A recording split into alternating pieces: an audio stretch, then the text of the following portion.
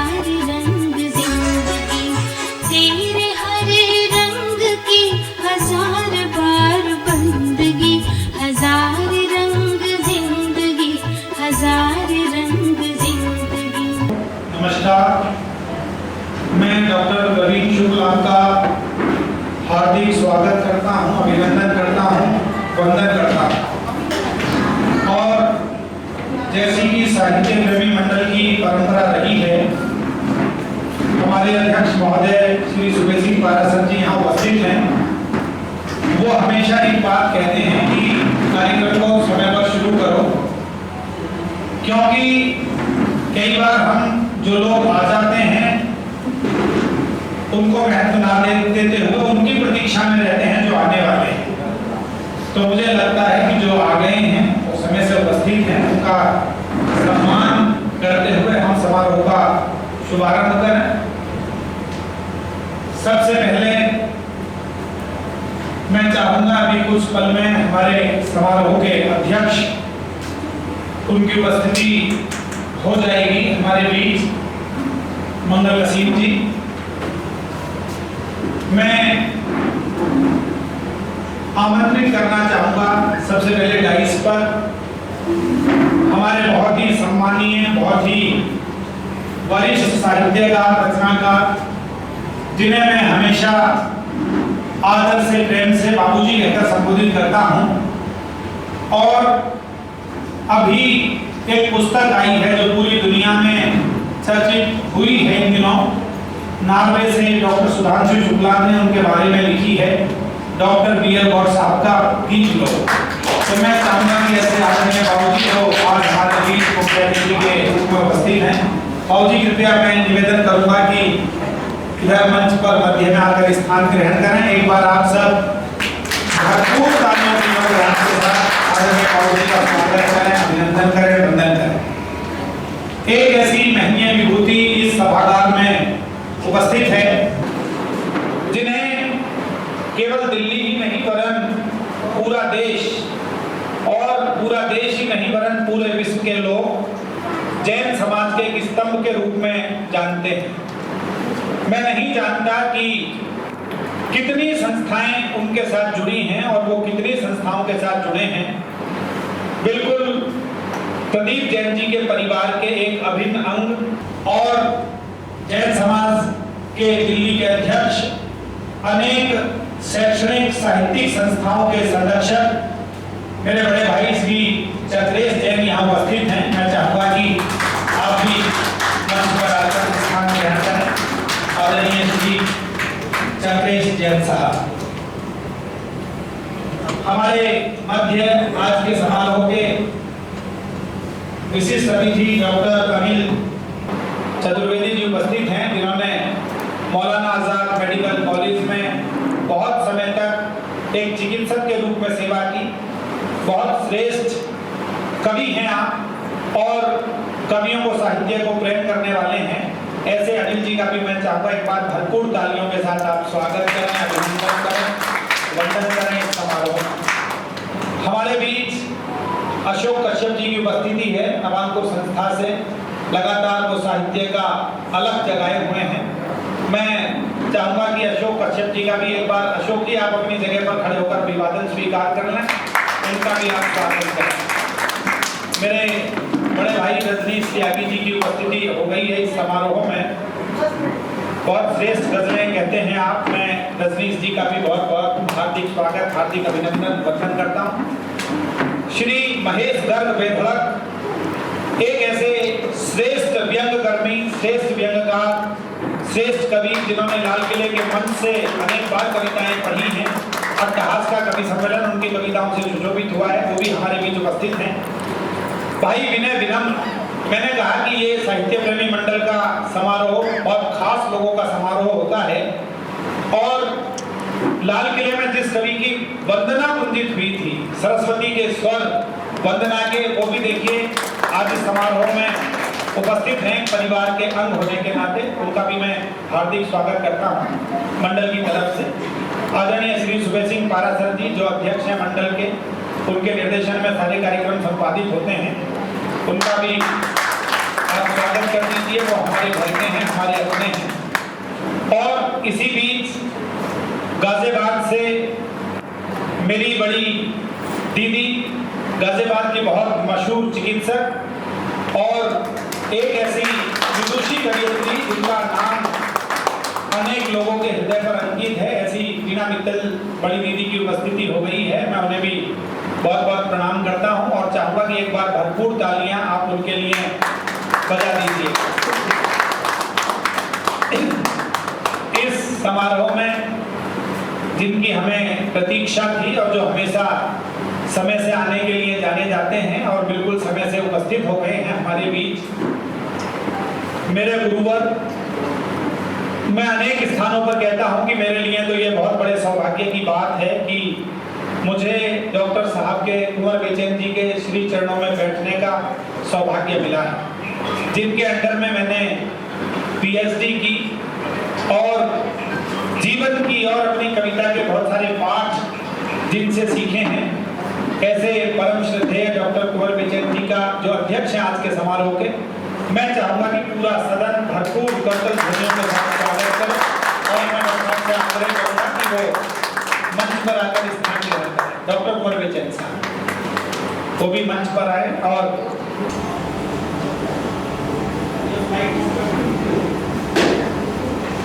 मैं आग्रह करूंगा कि वो आगे हैं स्टेज पर। मैं मंचस्थ सभी बंधुओं से आग्रह करूंगा कि मां सरस्वती के सम्मुख दीप प्रज्वलित करके इस समारोह को प्रारंभ करने का उनसे आदेश लें, फिर हम विधिवत इस कार्यक्रम को आगे बढ़ाएंगे।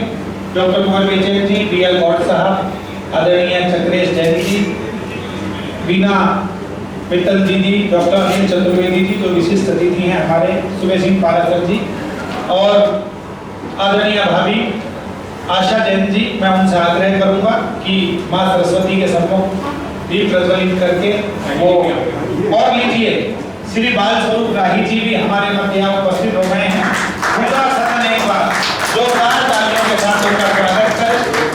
मैं राही जी से भी आग्रह करूंगा, उन्होंने पूछा था कि प्रवीण 5:30 बजे का समय छपा है, शुरू तो समय से हो जाएगा। मैंने कहा आप भली देख लेना, बिल्कुल समय से शुरू करेंगे। तो एक बार सभी से आग्रह है, डॉक्टर साहब मां सरस्वती जी के चित्र के सम्मुख दीप प्रज्वलित करके उन्हें माल्यार्पण करते हुए हमें समारोह का शुभारंभ करें। कि बंद ना करूं न कभी, बंद ना करूं न कभी, वंदना तुम्हारी माँ, बंद ना करूं न कभी, वंदना तुम्हारी माँ।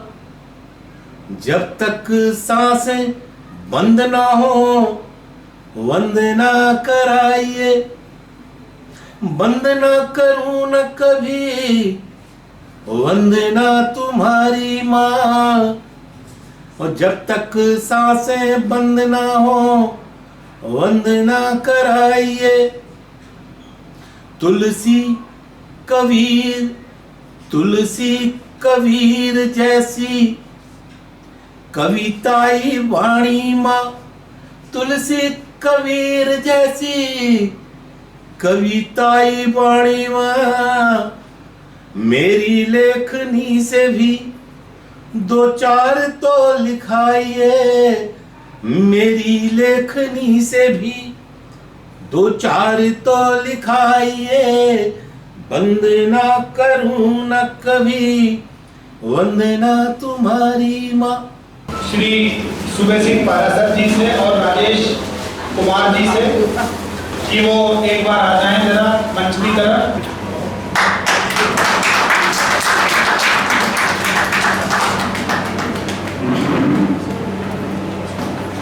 राकेश जैन जी, कमलेश जैन जी और संजय जैन जी, आप तीनों से मैं आग्रह करूंगा कि वो कृपया मंच पर आ जाएं और शॉल और माला के द्वारा आज के समारोह के हमारे मुख्य अतिथि श्री बीएल गौड़ साहब का स्वागत करें, अभिनंदन करें।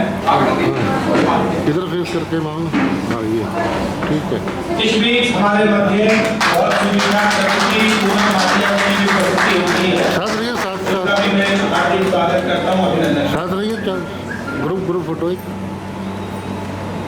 थैंक यू जी।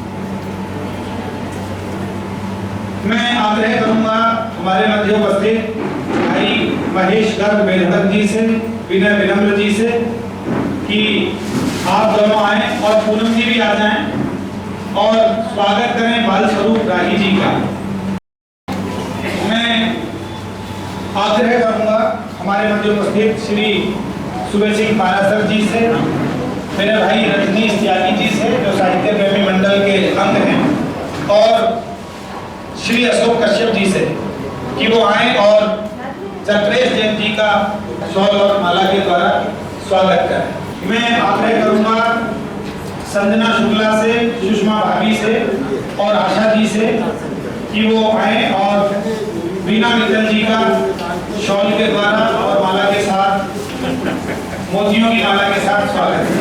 हमारे मध्य एक ऐसी विभूति उपस्थित है जिन्हें डॉक्टर उमा दुली के नाम से पूरी दिल्ली, पूरी दुनिया जानती है, जिन्होंने अनेक दिव्यांग बच्चों के लिए अपनी संस्था के माध्यम से जो अभूतपूर्व कार्य किया है उसकी मिसाल मैं समझता हूँ कि दिल्ली के कहीं आसपास भी आपको नहीं मिलेगी। सामान्य बच्चों के साथ उन्हें अपने साथ शामिल करते हुए उनकी सेवा करती हैं और भारत सरकार ने उन्हें पद्मश्री से विभूषित किया है। ऐसी उमा जी के स्वागत के लिए मैं दीपा जयंती, सुनीता जी और सुमन जी से कि आप आएं और शॉल के द्वारा और एक मोतियों की माला के द्वारा पद्मश्री उमा दुली जी का स्वागत करें। चतुर्वेदी जी, उनका इस समारोह में मोतियों की माला के साथ और शॉल के साथ स्वागत करें। भाई डी आजाद जो साहित्य मंडल के साहित्य सचिव हैं, बहुत श्रेष्ठ कवि हैं और इन दिनों वहाँ पर लिखी गई उनकी कविताएं बहुत बहुत लोकप्रिय हो रही हैं कि आप आए और डॉक्टर अनिल चतुर्वेदी जी और मैं चाहूंगा कि एक बार भरपूर तालियां बजा दीजिएगा, भरपूर तालियां हमारे के लिए आपकी होनी चाहिए। और दो विशेष हमारे अतिथियों ने अपनी शुभकामनाएं भेजी, प्रोफेसर अशोक चक्रधर जी ने और सुरेश नीरव जी ने भी अपनी शुभकामनाएं, अपने विचार प्रस्तुत किए हैं। अच्छे कवि, अच्छे मनुष्य, मीडिया कला धर्मी श्री प्रदीप जैन की स्मृति को प्रणाम करता हूँ। हमारा परिचय तो 70 के दशक में हो गया था, क्योंकि दिल्ली में जहाँ भी कवि सम्मेलन अच्छे होते थे वहाँ वे एक श्रोता के रूप में आते थे प्रायः, और कार्यक्रम के बाद में कुछ श्रोता जो बात करना चाहते हैं उनमें वे एक थे, और न केवल मेरी बल्कि सबकी कविताओं के बारे में सही टिप्पणियाँ करते थे। तो उनकी गहरी साहित्यिक रुचि पर मैं मुग्ध रहा करता था, और ख़ासकर 80 के दशक में गणतंत्र दिवस के आसपास महावीर वाटिका दरियागंज में एक कार्यक्रम होता था एलायंस क्लब का, उसमें नियमित रूप से आते थे और मेरे ख्याल से वो संयोजन समिति के सदस्य भी थे। तो खूब श्रोता आते थे दूर दूर से, इस कवि सम्मेलन की एक शाख बन चुकी थी। गणतंत्र दिवस कवि सम्मेलन, लाल किला कवि सम्मेलन में जो अच्छे लोग होते थे उन्हें हम रोक लेते थे, तो मैं संचालन किया करता था। लेकिन हुआ क्या कि अनेक वर्ष बाद महावीर वाटिका का अधिग्रहण कर लिया गया और वो वार्षिक कवि उत्सव बंद हो गया, और इस तरह प्रदीप जी से मिलना भी बंद हो गया। अंतराल आ गया, इतना अंतराल आ गया कि फिर मिलना हुआ उनसे 1994 में, जब मैंने गुलाबड़ी नाम की एक फ़िल्म बनाई थी, चूरू से शूटिंग करके लौटा था। तो मेरे सामने समस्या थी कि कहाँ जाके संपादन करूं जहां मुझे जल्दी से जल्दी कितना भी समय लगा के एडिट करने की सुविधा मिल जाए। तो किसी ने बताया कि साहब दरियागंज में स्टूडियो वीडियो क्राफ्ट है, तो हम पहुंच गए वहाँ अपने छोटे भाई बब्बल के साथ, अरविंद बब्बल। तो वहाँ देखे प्रदीप जी एक बहुत ही कुशल व्यापारी की तरह बैठे हुए थे, मुस्कुराए, हम भी मुस्कुराए। अब कोई मुस्कुराए तो मैं सोचता था टेलीविज़न पे देखा होगा इन्होंने इसलिए मुस्कुरा रहे हैं, और मैं अपना दुर्भाग्य मानता हूँ कि पहली उस मीडिया वाली भेंट में मेरी विस्मृतिजन्य दुर्मति कुछ पता नहीं क्या थी कि मैंने तत्काल पहचान नहीं पाया कि ये तो कितनी बार मुझे मिले हैं और इनसे साहित्यिक चर्चाएं हुई हैं। बहरहाल काम शुरू कर दिया। हम दोनों भाई कुंडली मार के बैठ जाते थे और टेपों को घुमाते थे, सुनते थे, देखते थे, काटते थे, जोड़ते थे और उसी बीच में कहीं ना कहीं कभी ना कभी वो चुपचाप आगे बैठ जाते थे, बड़े ध्यान से देखते थे, बोलते कुछ नहीं थे। तो उनकी रुचि लेने की जो अदा थी वो भी मुझे अच्छी लगती थी। कुछ देर बैठे और फिर बाहर चले जाते थे। तो उस फिल्म में एक गीत था, गीली लकड़ी सुलगे जैसे ऐसे काया जलती है, बांध की दीवारों के पीछे धारा एक मचलती है। गीली लकड़ी सुलगे जैसे। अच्छा, उसका जब संपादन कर रहे थे तो आप जानते हैं कि जब एडिटिंग होती है तो पूरा गीत नहीं बजाया जाता, बल्कि जितने अंश के लिए हमारे पास शॉट है हम शॉट लगाते जाते थे और गाना बढ़ता जाता था। तो उनकी प्यास रह जाती थी अधूरी, क्योंकि गाना पूरा सुनना चाहते थे। तो लगभग आधा वो गाना शूट हुआ, वो एडिट हुआ होगा। तो उन्होंने कहा कि एक बात है अशोक जी, आप ऐसा करिए कि पूरा गाना एक बार सुना दीजिए, उसका जो पैसा होगा 1 घंटे का मैं लूँगा नहीं।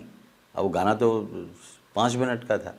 मुझे बड़ी हंसी आई और मैंने, हमारे साले साहब मुकेश गर्ग जो उसके संगीत निर्देशक थे वो भी बैठे हुए थे, तो हमने उनको गाना सुनाया और गीत बहुत अच्छा लगा उनको। बहरहाल एक और तथ्य मैं बताता हूँ कि जब वो फिल्म पूरी बन गई तो वो उसके पहले दर्शक थे। पूरी फिल्म एक स्ट्रेच में देखने वाले, मिक्स्ड साउंड के साथ पूरी फिल्म। और पूरी फिल्म देखने के बाद तो स्नेह निर्झर भर गया और बहने लगा, क्योंकि अचानक वो बोले कि अशोक जी आप हमें पहचाने नहीं। मैंने कहा जी, आप इतने अच्छे श्रोता हैं, दर्शक हैं, आपने इस फिल्म को सराहा है। बोले नहीं, मैं कभी सम्मेलनों में आपसे मिलता था, अलायंस क्लब में मिलता था। अरे फिर तो इतनी ज़ोर से गले मिले और मुझे बड़ी अपने ऊपर लज्जा आने लगी कि मैं आपको पहचाना नहीं। खैर उन्होंने मुझे एक गिल्ट की अनुभूति नहीं होने दी और बोले कि आप अगर इस फिल्म को यूमेटिक और वीडियो पे करने के बजाय ऑप्टिकल पे करते, फिल्म पे करते, बड़े पर्दे के लिए, तो वो और ज़्यादा अच्छा रहता। मुझे ये नहीं पता था कि वे स्वयं फिल्म मेकर हैं, फिल्में बनाते हैं और हमसे जो वक्त बचता था वहाँ बैठ के संपादित करते थे। संकोची थे, बताते नहीं थे अपने बारे में। तो ये रहस्य खुला तो और मैत्री हमारी प्रगाढ़ हो गई और फिर यहाँ तक हो गई कि उन्होंने मुझे अपने साथ काम करने का मौका दिया। जो भी धारावाहिक वो बनाते थे, एक बनाया था हस्ती संग मस्ती, बड़ा अच्छा था, तो मुझे उन्होंने एंकर बनाया। लेकिन एक उनकी विशेषता मैं आपको बताऊं कि कोई भी फिल्म या धारावाहिक बनाने से पहले उसकी स्क्रिप्टिंग और उसका पूरा लेआउट प्लानिंग वो बहुत पहले कर लेते थे। एक सुगठित पूर्व तैयारी के साथ ही किसी प्रोजेक्ट में प्रविष्ट होते थे। कोई गच्चा नहीं खा सकता, इतना ज़्यादा अच्छा पेपर वर्क उनके पास होता था। तो मुझे लेने से पहले ही वे शीर्षक गीत भी लिख चुके थे, उसकी म्यूज़िक भी कर चुके थे और मुझे जो आमंत्रित हस्ती होगी जिसके साथ मस्ती करनी है, उसके साथ क्या सवाल पूछने हैं, ये भी पहले से निर्धारित था। जी आपसे मिलिए, आप बड़ी हस्ती हैं, इनका रुतबा हाई बहुत है, इनसे करते मस्ती हैं।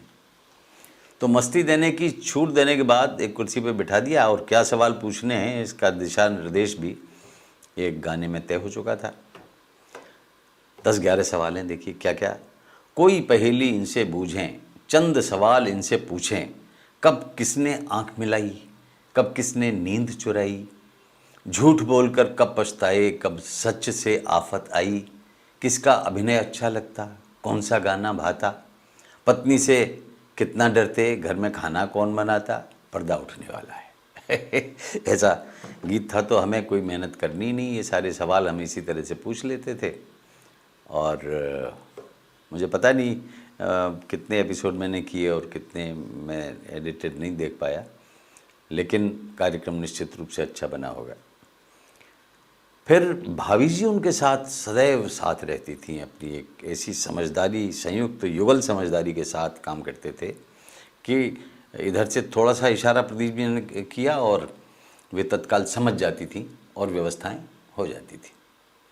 अच्छा, अंकित बड़े हो चुके थे, धीरे धीरे नहीं और जल्दी जल्दी बड़े हो रहे थे, तो फिल्म निर्माण में वो अपने पापा का साथ देने लगे। और मैं समझता हूँ वो दिन भी दूर नहीं है जब वो हनु गनु को लाएंगे फिल्म लाइन में और हनु गनु उनके साथ मिल के फिल्म बनाया करेंगे।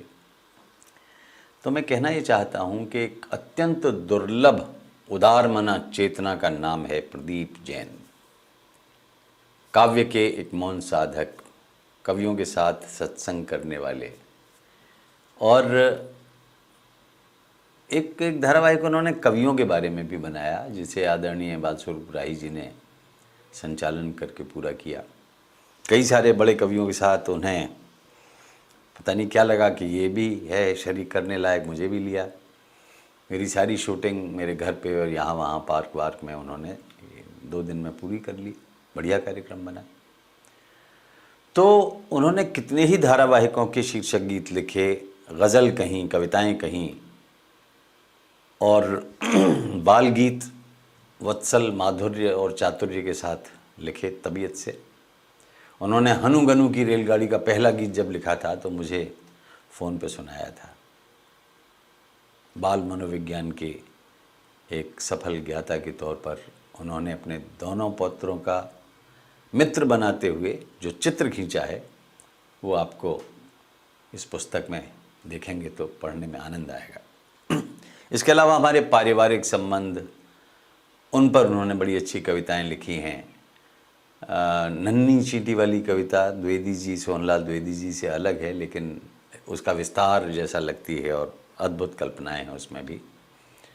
और उनकी सारी कविताओं में लगभग हनु गनु के साथ डायलॉग चलता है उनका। बच्चे पूछते हैं तो ये उत्तर देते हैं, और प्रश्नोत्तर से किसी न किसी बोध कथा के समान सार की सी कोई बात निकल के आती है। मैं अब हनु गनु की रेलगाड़ी ऐसे जंक्शन पे पहुंच गई जहां से वो आगे नहीं चल सकती। यहाँ आके मैं भी रुकना चाहता हूँ, उनकी स्मृतियों में खोना चाहता हूँ। बहुत धक्का पहुँचा जब पता लगा कि वे नहीं रहे, तो मैं अपने मन में उनकी कविताएं गुजारने लगा। कुछ दिन पहले ही उन्होंने अपना संकलन मुझे भेजा था। कविताएं हरियाली के बारे में, जीवन के बारे में, मस्तियों के बारे में, अपने पौत्रों के बारे में, समाजोपयोगी, छात्रोपयोगी और छोटे छोटे ज्ञान बिंदु देने वाली कविताएं वे रचते थे। और सबसे बड़ी बात कि सांप्रदायिक सद्भाव का सोच रखते थे। श्रमिकों के प्रति, निर्बल के प्रति उनकी सहानुभूति उनकी प्रायः हर गज़ल में और उनकी हर कविता में झलकती है। एक और चीज़ वो कहते थे कि जब तक मैं जागा रहता हूँ तब तक मैं रचनाशील रहता हूँ। मेरे ख्याल से हर कवि जो सो नहीं पाता है वो कल्पनाओं में खोया रहता है। वो कहते भी थे कि नींद आँखों में न आए तो गज़ल कहता हूँ, तू ख्यालों में जो छाए तो गज़ल कहता हूँ। मैं कामना करता हूँ कि इस पुस्तक को अधिक से अधिक पाठक पढ़ेंगे और जीवन के जो इतने वैविध्यमय प्रखंड उन्होंने अपनी इस कविताओं की पुस्तक में समेटे हैं उनसे रूबरू होंगे। मैं उन्हें श्रद्धांजलि देते हुए उनके समग्र रचना व्यापार को, उनके कलाकर्म को प्रणाम करता हूँ। आज यहाँ आदरणीय बालस्वरूप राही जी जो उनके अनन्य मित्र रहे हैं, प्रथम शब्द शिल्पी सम्मान से नवाजा जा रहा है। मैं उन्हें हार्दिक बधाई देता हूँ। और देखिए, सुख दुख साथ साथ चलते हैं। अभी 2 दिन पहले हमारे बड़े भाई कविवर डॉक्टर गोविंद व्यास की श्रीमती जी, श्रीमती साधना व्यास का भी निधन हो गया। वे 15 दिन से अस्पताल में थीं। बड़ी ही ममतामयी महिला थी। उनके लिए और कविवर प्रदीप जैन जी के लिए विनम्र श्रद्धांजलि अर्पित करते हुए मैं अपनी वाणी को विराम देता हूँ। मैं चाहूंगा कि सबसे पहले जिनके नाम पर ये आज का हमारा समारोह है, ऐसे प्रदीप जैन जी, 1 अप्रैल 1952 को उनकी जन्मतिथि है। कई बार ये विचार आया कि समारोह को क्या वर्तमान परिस्थितियां देखते हुए हम आगे की तरफ बढ़ा दें, लेकिन अंकित का भी मन ये था और आदरणीय भाभी आशा जी का भी कि उनके आकस्मिक निधन के बाद उनका जन्म दिवस है 1 अप्रैल को, तो हम 1 अप्रैल को इस कार्यक्रम को संपादित करें। ललितपुर उत्तर प्रदेश में प्रदीप जी का जन्म हुआ। श्रीमती कमला देवी और परमेष्ठी दास जैन जी के यहाँ पर राजनीति शास्त्र में स्नातकोत्तर की उपाधि उन्होंने प्राप्त की और नवभारत टाइम्स दिल्ली में, नई दुनिया इंदौर में, हिंदुस्तान समाचार पत्र अनेक स्थानों पर संवाददाता के रूप में कार्य किया।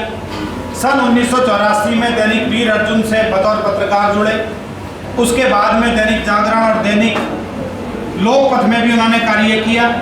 जैन प्रचारक और जैन पत्रिका के भी प्रधान संपादक रहे।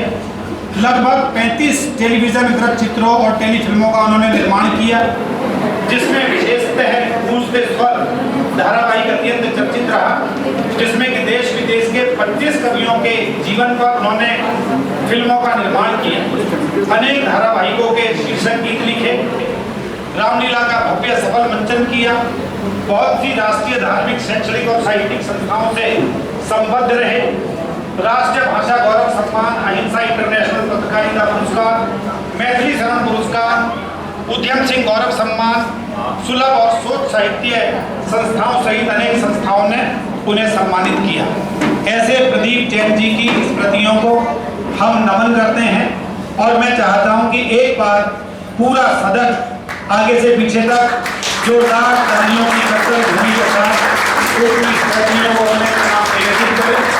अंकित से मैं आग्रह करूंगा कि सबसे पहले हम उनके बारे में, अंकित प्रोडक्शन ने जो बाकी सब कवियों के बारे में जिन्होंने फिल्मों का निर्माण किया, हम आज उन्हीं के जीवन के गौर साहब पर तो एक फिल्म उन्होंने 1 हफ्ते के बहुत शॉर्ट नोटिस पर बनाई थी। राही जी के बारे में उन्होंने एक फिल्म बनाई थी। कुंवर बेचैन जी के बारे में एक फिल्म उनके घर जाकर उन्होंने शूट की। ऐसे कवि, ऐसे साहित्यकार, ऐसे पत्रकार, आइए उनके जीवन के बारे में एक फिल्म के माध्यम से, वृत्तचित्र के माध्यम से एक झलक देखते हैं।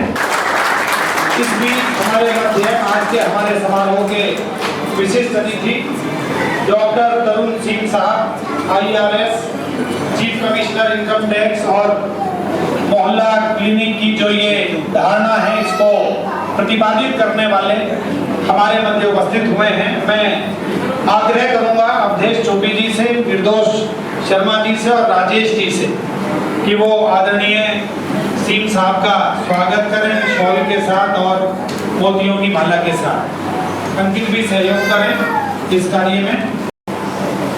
तरुण सिंह साहब जो रेवेन्यू सर्विसेज से हैं और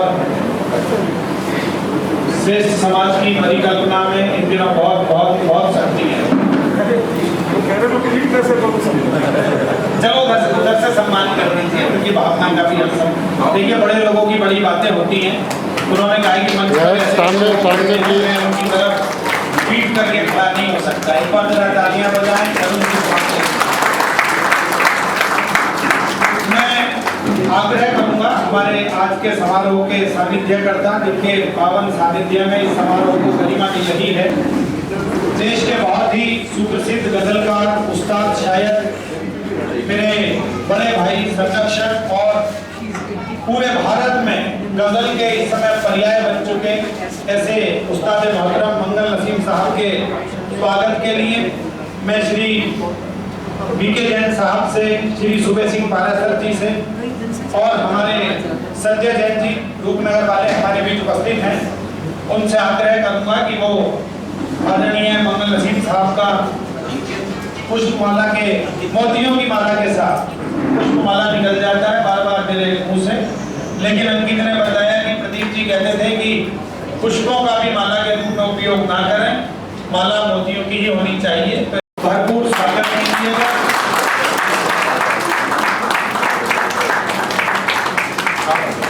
कौन सा आदमी है ये? हमारे बीच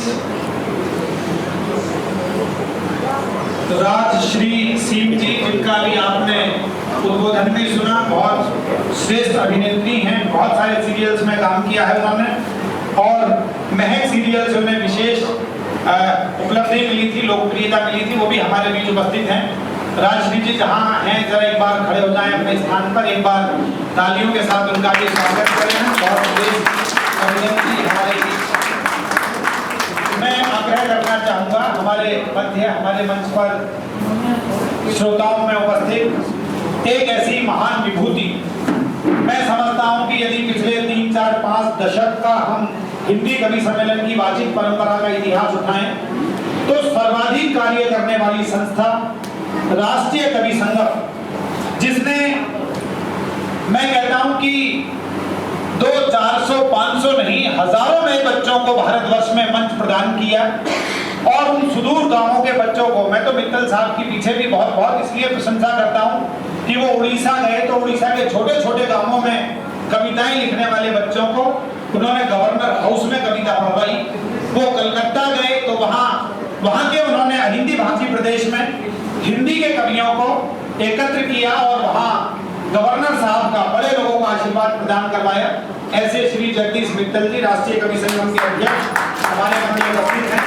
मैं चाहूंगा श्री अरुण शर्मा जी से, श्री पी.के. आचार्य जी से और हमारे मेरे बड़े भाई निर्दोष शर्मा जी से कि वो शॉल के द्वारा और एक मोतियों की माला के द्वारा आदरणीय मित्तल साहब का स्वागत करें। एक बार तालियों में तो खुशी ना है, देखिए हमारे राहुल की तालियां सबसे ज्यादा आई हैं। मित्रों, मैं एक मित्तल साहब की एक योजना की जानकारी बता दूं आपको कि जब राम चले थे लंका पर विजय प्राप्त करने के लिए तो बहुत सारे आदिवासियों ने, बहुत सारे भीलों ने, बहुत सारे वनवासियों ने उनका साथ दिया था। हम राम की जयंती मना लेते हैं, लेकिन इतने वर्ष बाद उन्होंने परिकल्पना की कि एक यात्रा निकलनी चाहिए जो श्रीलंका से चलेगी और अयोध्या तक आएगी, और रास्ते में पड़ने वाले समस्त वनवासियों का, समस्त ऐसे लोगों का, सबका धन्यवाद करते हुए ये यात्रा, एक लंबी यात्रा पूर्ण करते हुए अयोध्या तक आएंगे।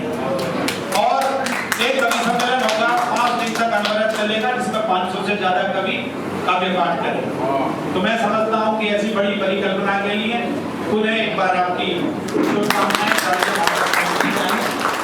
प्रदीप जी के प्रति उनका बड़ा स्नेह रहा था। लीजिए, मैं दांडी यात्रा जैसा मामला। जी बिल्कुल बिल्कुल, मैं क्रम आगे बढ़ाता हूं और अंकित कुछ कहना चाहते हैं। सबसे पहले आमंत्रित करना चाहता हूं आदरणीय मित्तल जी से, मैं आग्रह करूंगा कि बाबू जी आप इधर कुछ पल के लिए हमारे बीच इधर शामिल हो जाइए, हम गौरवान्वित होंगे। और आपकी उपस्थिति से निश्चित रूप से आप तो चलते फिरते पर्याय हैं साहित्य के, हिंदी कविता के, हम सबको आनंद की अनुभूति होगी। एक और विशेष व्यक्ति, फिर हम लगातार उद्बोधन सुनेंगे। हमारे प्रदीप जी, जिन्हें बिट्टू के नाम से जानते हैं सब लोग, उधर वो वीडियो फिल्म भी बना रहे हैं। मैं चाहूंगा निर्दोष भैया आगे माला के साथ प्रदीप जी का भी स्वागत करते हैं। श्रेष्ठ रावण का 3 बार अवार्ड मिला है कि अनेक तमाम बड़े कलाकारों के साथ उनका संबंध रहा है। प्रदीप जी के पारिवारिक मित्र के रूप में आप इसकी उपस्थिति, प्रदीप जी के बहुत बचपन के दोस्त आदरणीय बग्गा साहब और उनकी धर्मपत्नी भी समारोह में उपस्थित हुई हैं। कि यही उनका प्रेम था कि जिसको सूचना मिली है सब लगातार चले आए। मैं चक्रेश भाई साहब से आग्रह करूंगा कि 2 शब्द बोल दीजिए, गले में कुछ तकलीफ बता रहे हैं अंकित, फिर भी 2 शब्द बोल दीजिए आप आकर। परिवार की तरफ से आदरणीय श्री चक्रेश जैन जी, सबका मैंने बताया कि उनके उद्बोधन को हम सबका स्वागत मान लें या प्रदीप जी के एक बड़े भाई के विचार मान लें। सभी को प्रणाम करते हुए, मौका बहुत नाजुक होता है, बड़ा भाई छोटे भाई के जाने पे क्या कहें, उसका दिल भरा। और ये आज वो चले गए, हमने स्मरण कर लिया, फिर साल भर बाद चलता रहेगा। एक सीरीज शुरू की है, उसके लिए तो मैं संस्था को बहुत धन्यवाद अर्पण करता हूँ, क्योंकि उनको इस रूप में जीवित हमारे बीच पाते हैं। लेकिन फिर भी होता क्या है,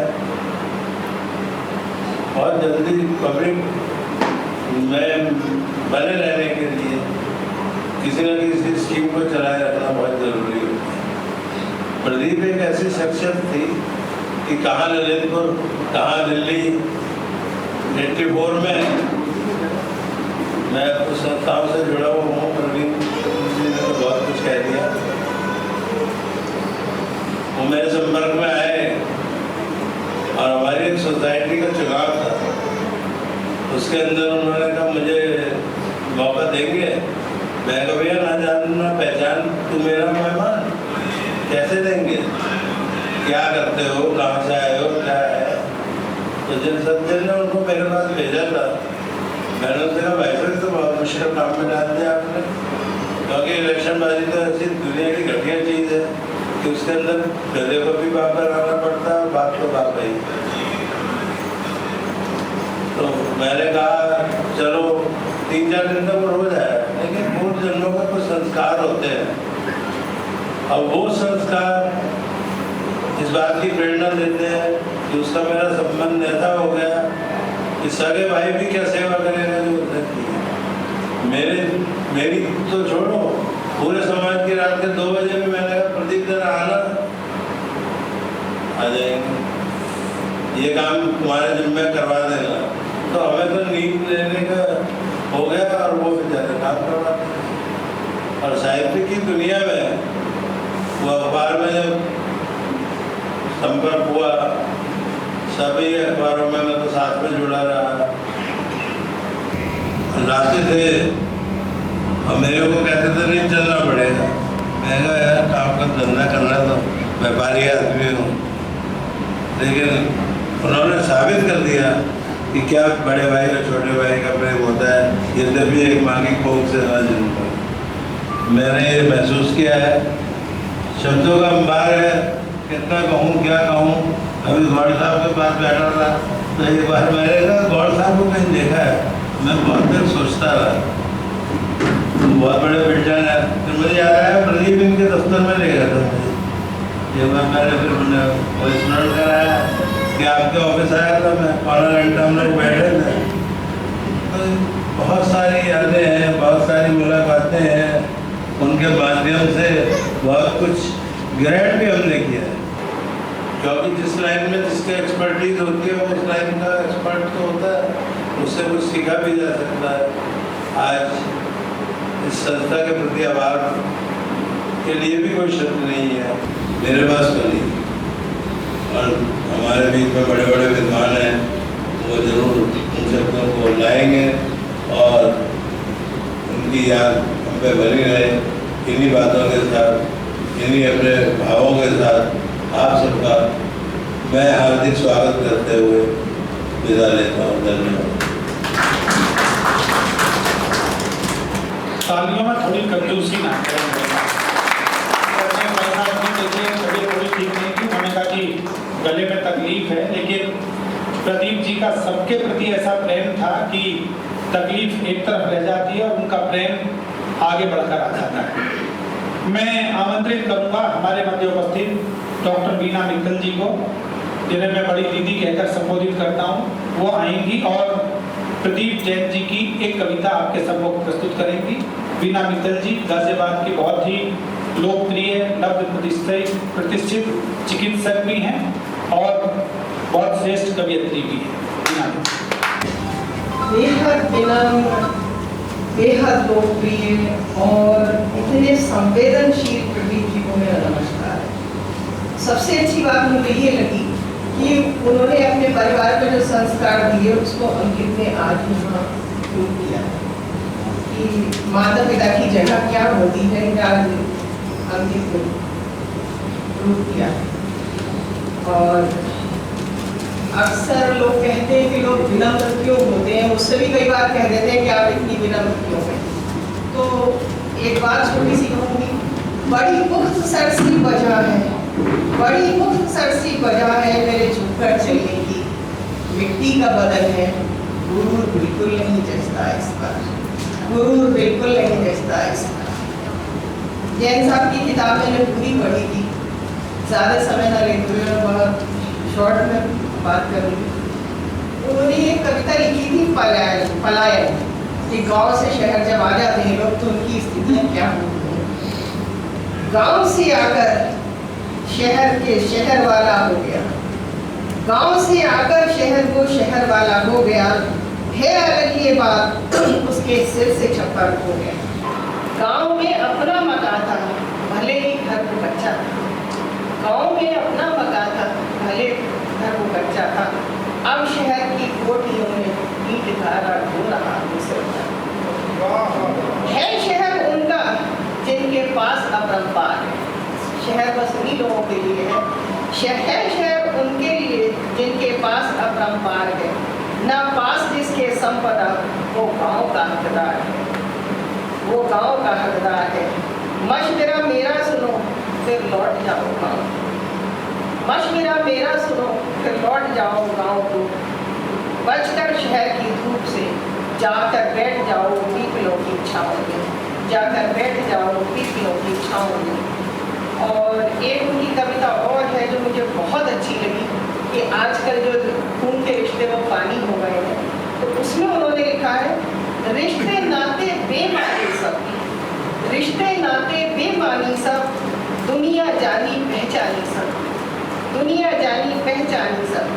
अगर मुफलिसी दोस्त आपकी, अगर मुफलिसी दोस्त आपकी, खून के रिश्ते पानी सब, खून के रिश्ते पानी सब। किसको किससे मतलब है अब, किसको किससे मतलब है अब, संगी साथी मतलब है सब।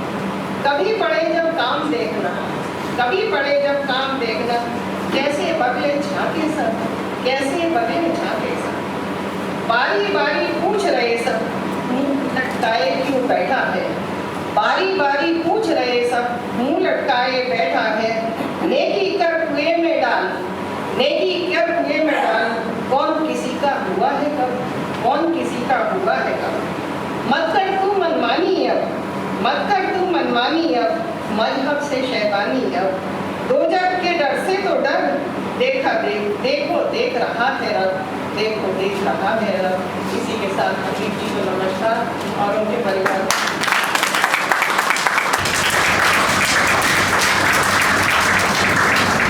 धन्यवाद दीदी का। देखिए ये सारा का सारा कार्य हम संपन्न कर रहे हैं प्रदीप जी की इच्छा अनुसार। वो कहते थे कि पुस्तक विमोचन होते हैं, फिर उसको कागज में लपेट कर प्रस्तुत करते हैं और फिर कागजों को वहीं फाड़कर फेंक देते हैं, या जो फूल डालियों पर लगे रहते हैं उनको हम तोड़कर लाते हैं और फिर कुचल देते हैं, मसल देते हैं। तो ये सब गलत है, ये नहीं होना चाहिए। तो पूरे कार्यक्रम में अंकित ने भी कहा कि पापा के भावों के अनुसार हम इसको आगे करेंगे। और पुस्तक विमोचन के लिए पुस्तक मैंने सबको दी है। मैं आदरणीय आशा जी से भी आग्रह करूंगा कि वो इधर एक बार आ जाए विमोचन की प्रक्रिया में। हमारे रीना मित्तल जी जो विशिष्ट अतिथि हैं, तरुण सिंह साहब आपसे भी आग्रह करूंगा, अनिल जी से भी आग्रह करूंगा तो उसकी जो मुख्य रस है जीवन तेरे इतने रूप, ये सारे जीवन के विभिन्न रूप खुद दीपा ने अपनी तुलिका से तैयार किए हैं। मैं मंचस्थ सभी अतिथियों से आग्रह करूंगा कि वो अपने स्थान पर खड़े होकर एक बार बैग में से पुस्तक निकालते हुए इस पुस्तक का विमोचन करें, जीवन तेरे इतने रूप। साहित्य प्रेमी मंडल के अध्यक्ष परमप्रति से भी आग्रह। कभी कभी पर्वत जैसे दुख, कभी बहे सुख की सरिता, कभी भीड़ में लगे अकेला, कभी शून्य उपवन खेलता। तुझे समझ ना पाया कोई, जीवन तेरे कितने रूप, जिस छाया में रहे हमेशा वही छाँव बन जाए धूप।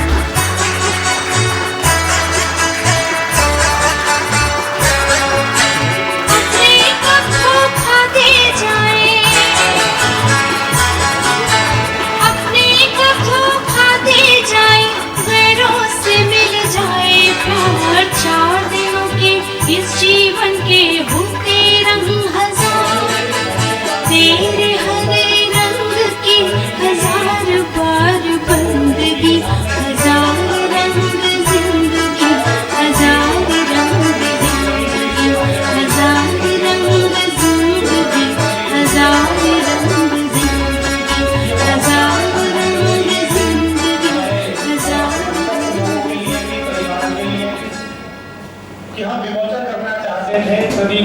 उपस्थिति में, लेकिन हमारे लिए दुर्भाग्य है कि हम उनकी अनुपस्थिति में इस पुस्तक का विमोचन कर पाए।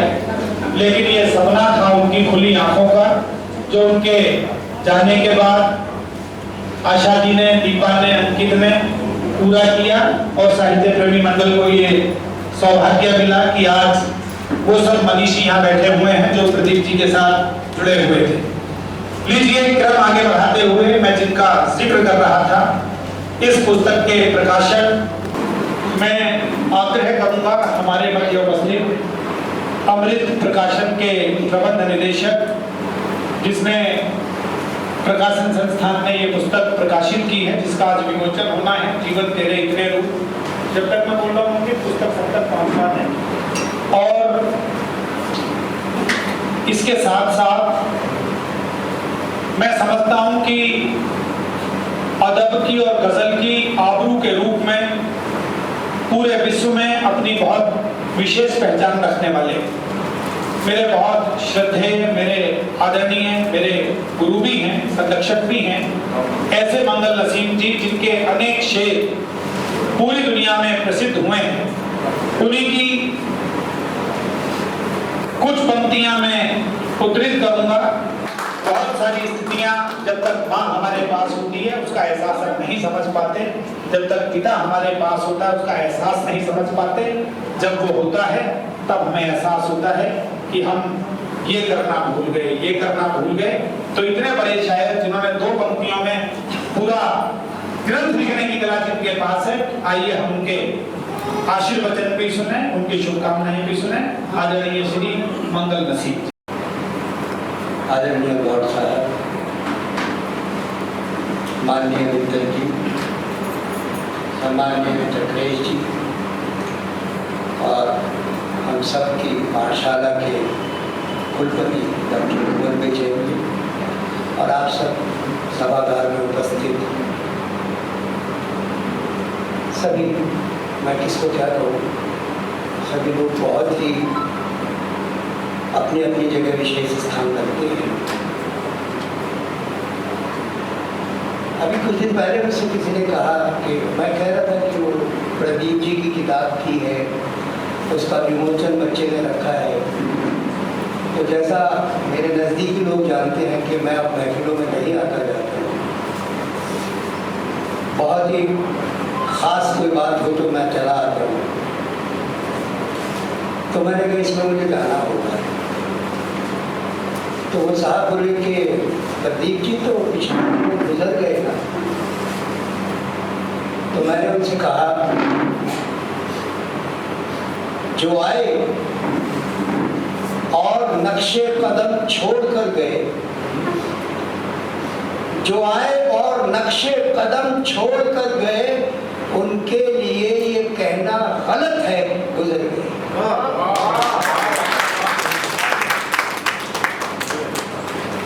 लोग आते हैं जाते हैं, कुछ लोग ऐसे आते हैं जो जाते हुए अपने निशानात छोड़ के जाते हैं, अपने नक्शे कदम छोड़ के जाते हैं, लेकिन उनका जाना आम जाना नहीं होता कि हम ये कह दें वो गुजर गए।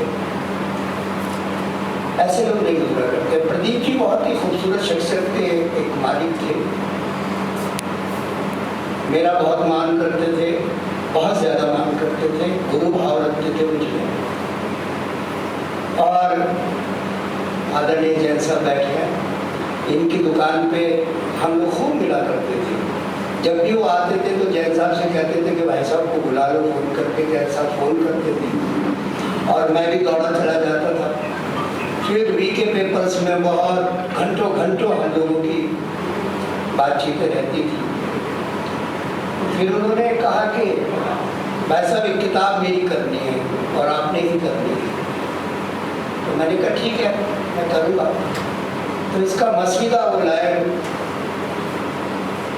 जो किताब है जीवन तेरे कितने,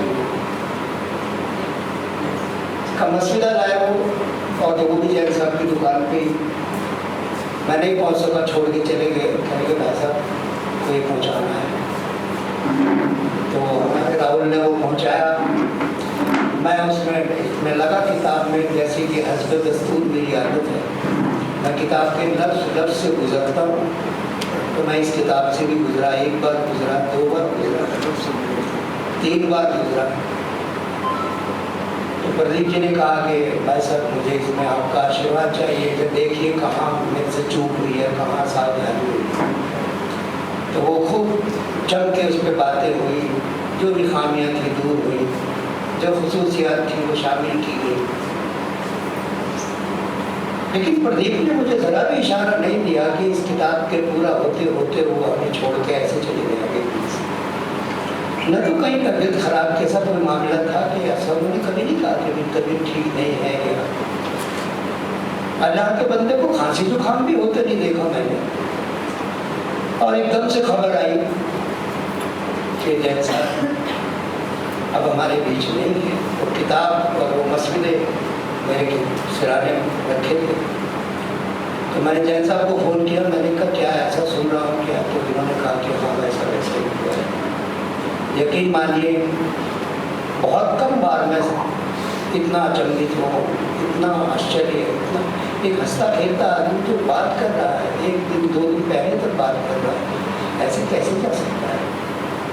लेकिन यहाँ आके आदमी ईश्वर की ओर देखने लगता है। रचनाएं आप लोग पढ़ेंगे जहाँ तक मेरा मुझे पता है, इसका एक नाशिर और एक प्रकाशक होने के नाते 160 सफ़े की पेज है, 160 सफ़े की किताब है ये, और बड़ी खूबसूरत है। अंकित का फ़ोन आया, चाचा जी कहूँगा आपकी बहू इसका कवर बनाना चाहते हैं, तो बड़ी अच्छी बात है, बड़ा खूबसूरत, कि बहू जी ने बहुत अच्छा बनाया है और किताब आप लोगों के हाथों में। एक बहुआयामी व्यक्तित्व प्रदीप जैन, वो फिल्म की तरफ गए तो उन्होंने उसमें भी कमालात पैदा किए, और वो इधर कविता की तरफ आए तो मैं उनकी किताब से गुजर रहा था तो बार बार चौंकता था मैं कि ये कितना अच्छा भी कहते हैं। इस सबसे अलग बेहतरीन इंसान, कभी उनको उदासी में मैंने नहीं देखा, कभी उनको परेशानी में नहीं देखा। तो हर वक्त एक अजीब सी एक कलंदराना मस्ती, मैं यहाँ ये लफ्ज़ जरूर लगाना चाहता हूँ। मस्ती कई तरह की होती है, एक कलंदराना मस्ती होती है जो कलंदर लोगों में मिलती है। तो प्रदीप जैन के अंदर एक कलंदर था, एक अजीब सा अवगढ़ फकीर था। बोलते थे तो लगता था सुनते रहो, और बहुत ही उनके चेहरे पे लबों पे तबस्सुम और मुस्कुराहट। अंकित ने उनके काम को आगे बढ़ाया और इस किताब को सामने लाया आप सबके सामने। मैं अंदर से बहुत भरा हुआ हूँ, मैं नहीं जानता कि मैं क्या बोल रहा हूँ और मुझे क्या बोलना था, लेकिन सिर्फ इतना कहता हूँ ऊपर वाले से कि प्रदीप जैन जैसे आदमी आते रहने चाहिए, दुनिया में ज़रूर आते रहने चाहिए। दुनिया में इंसानियत, मानवता, दुनिया में क्या कहते हैं मानव, असल मानव किसको कहते हैं? ऐसे लोग उसकी पहचान हुआ करते हैं, शिनाख्त हुआ करते हैं, और साथ में ज़मानत भी हुआ करते हैं इंसानियत। तो जहाँ भी हैं देख रहे होंगे आप सब लोग उनकी मोहब्बतों में गिरफ्तार यहाँ बैठे, और मैं दुआ करता हूँ कि हमारे अंकित, हमारी दीपा बहू, ये सब लोग उनके छोड़े हुए कामों को मुकम्मल करें और आगे ले जाएँ।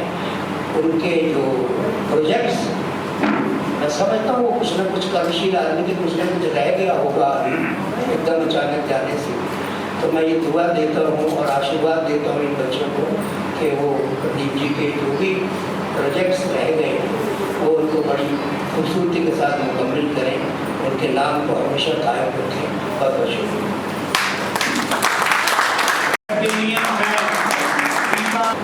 जैसा मैंने कहा कि कुछ लोग होठों से बोलते हैं, लेकिन मंगल जी को जब सुनो तो पता लगता है कि एक बहुत संवेदनशील, भावुक दिल हमारे बीच शब्दों के रूप में धड़क रहा है। वो ध्वनि हमेशा हम महसूस करते हैं, आज भी आप सबने महसूस की। मैं चाह रहा हूँ तो उस महसूसियत को एक बार जरा भरपूर तालियों से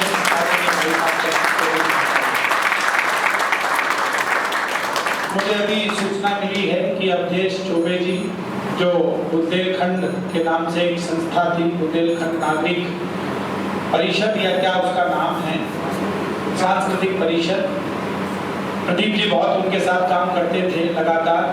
आदरणीय भाभी जी भी उपस्थित हैं।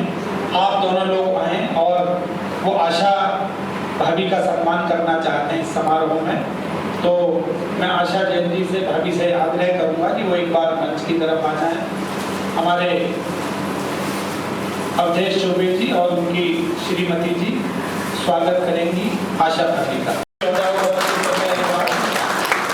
और मैं चाहूँगा कि साहित्य कर्मी मंडल की तरफ से भी भाभी का स्वागत हो। इसके लिए देखो सामने देखो, मेरा मन है रेखा जैन जी हमारे आगे आओ, थोड़ा आगे आओ, परिवार की अन्य हैं, आगे आओ, रेखा जी आ जाएं और हरबंश सिंह बग्गा साहब उपस्थित हैं, उनकी श्रीमती जी भी उपस्थित हैं यदि हैं हॉल में। तो मैं आपसे भी आग्रह करूंगा कि बग्गा साहब प्रदीप जी के बहुत पुराने मित्र रहे हैं।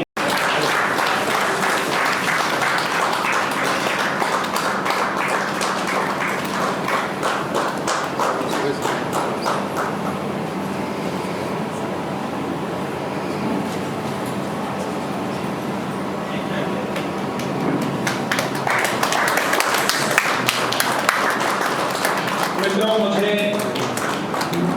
क्रम आगे बढ़ाना है। श्री BL गौड़ साहब को,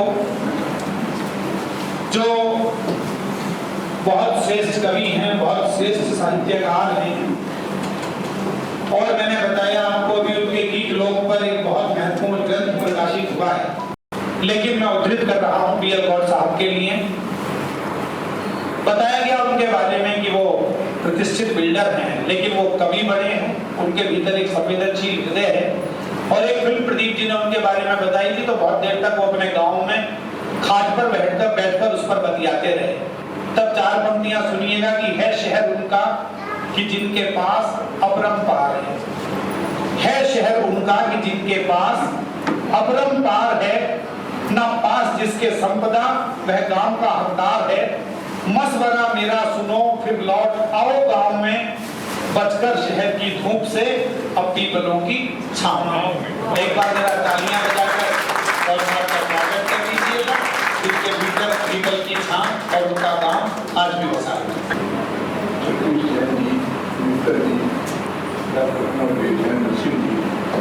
सबको मेरा प्रणाम और उनकी बहुत छोटे थे, उनको मेरा अनेक अनेक हार्दिक आशीर्वाद।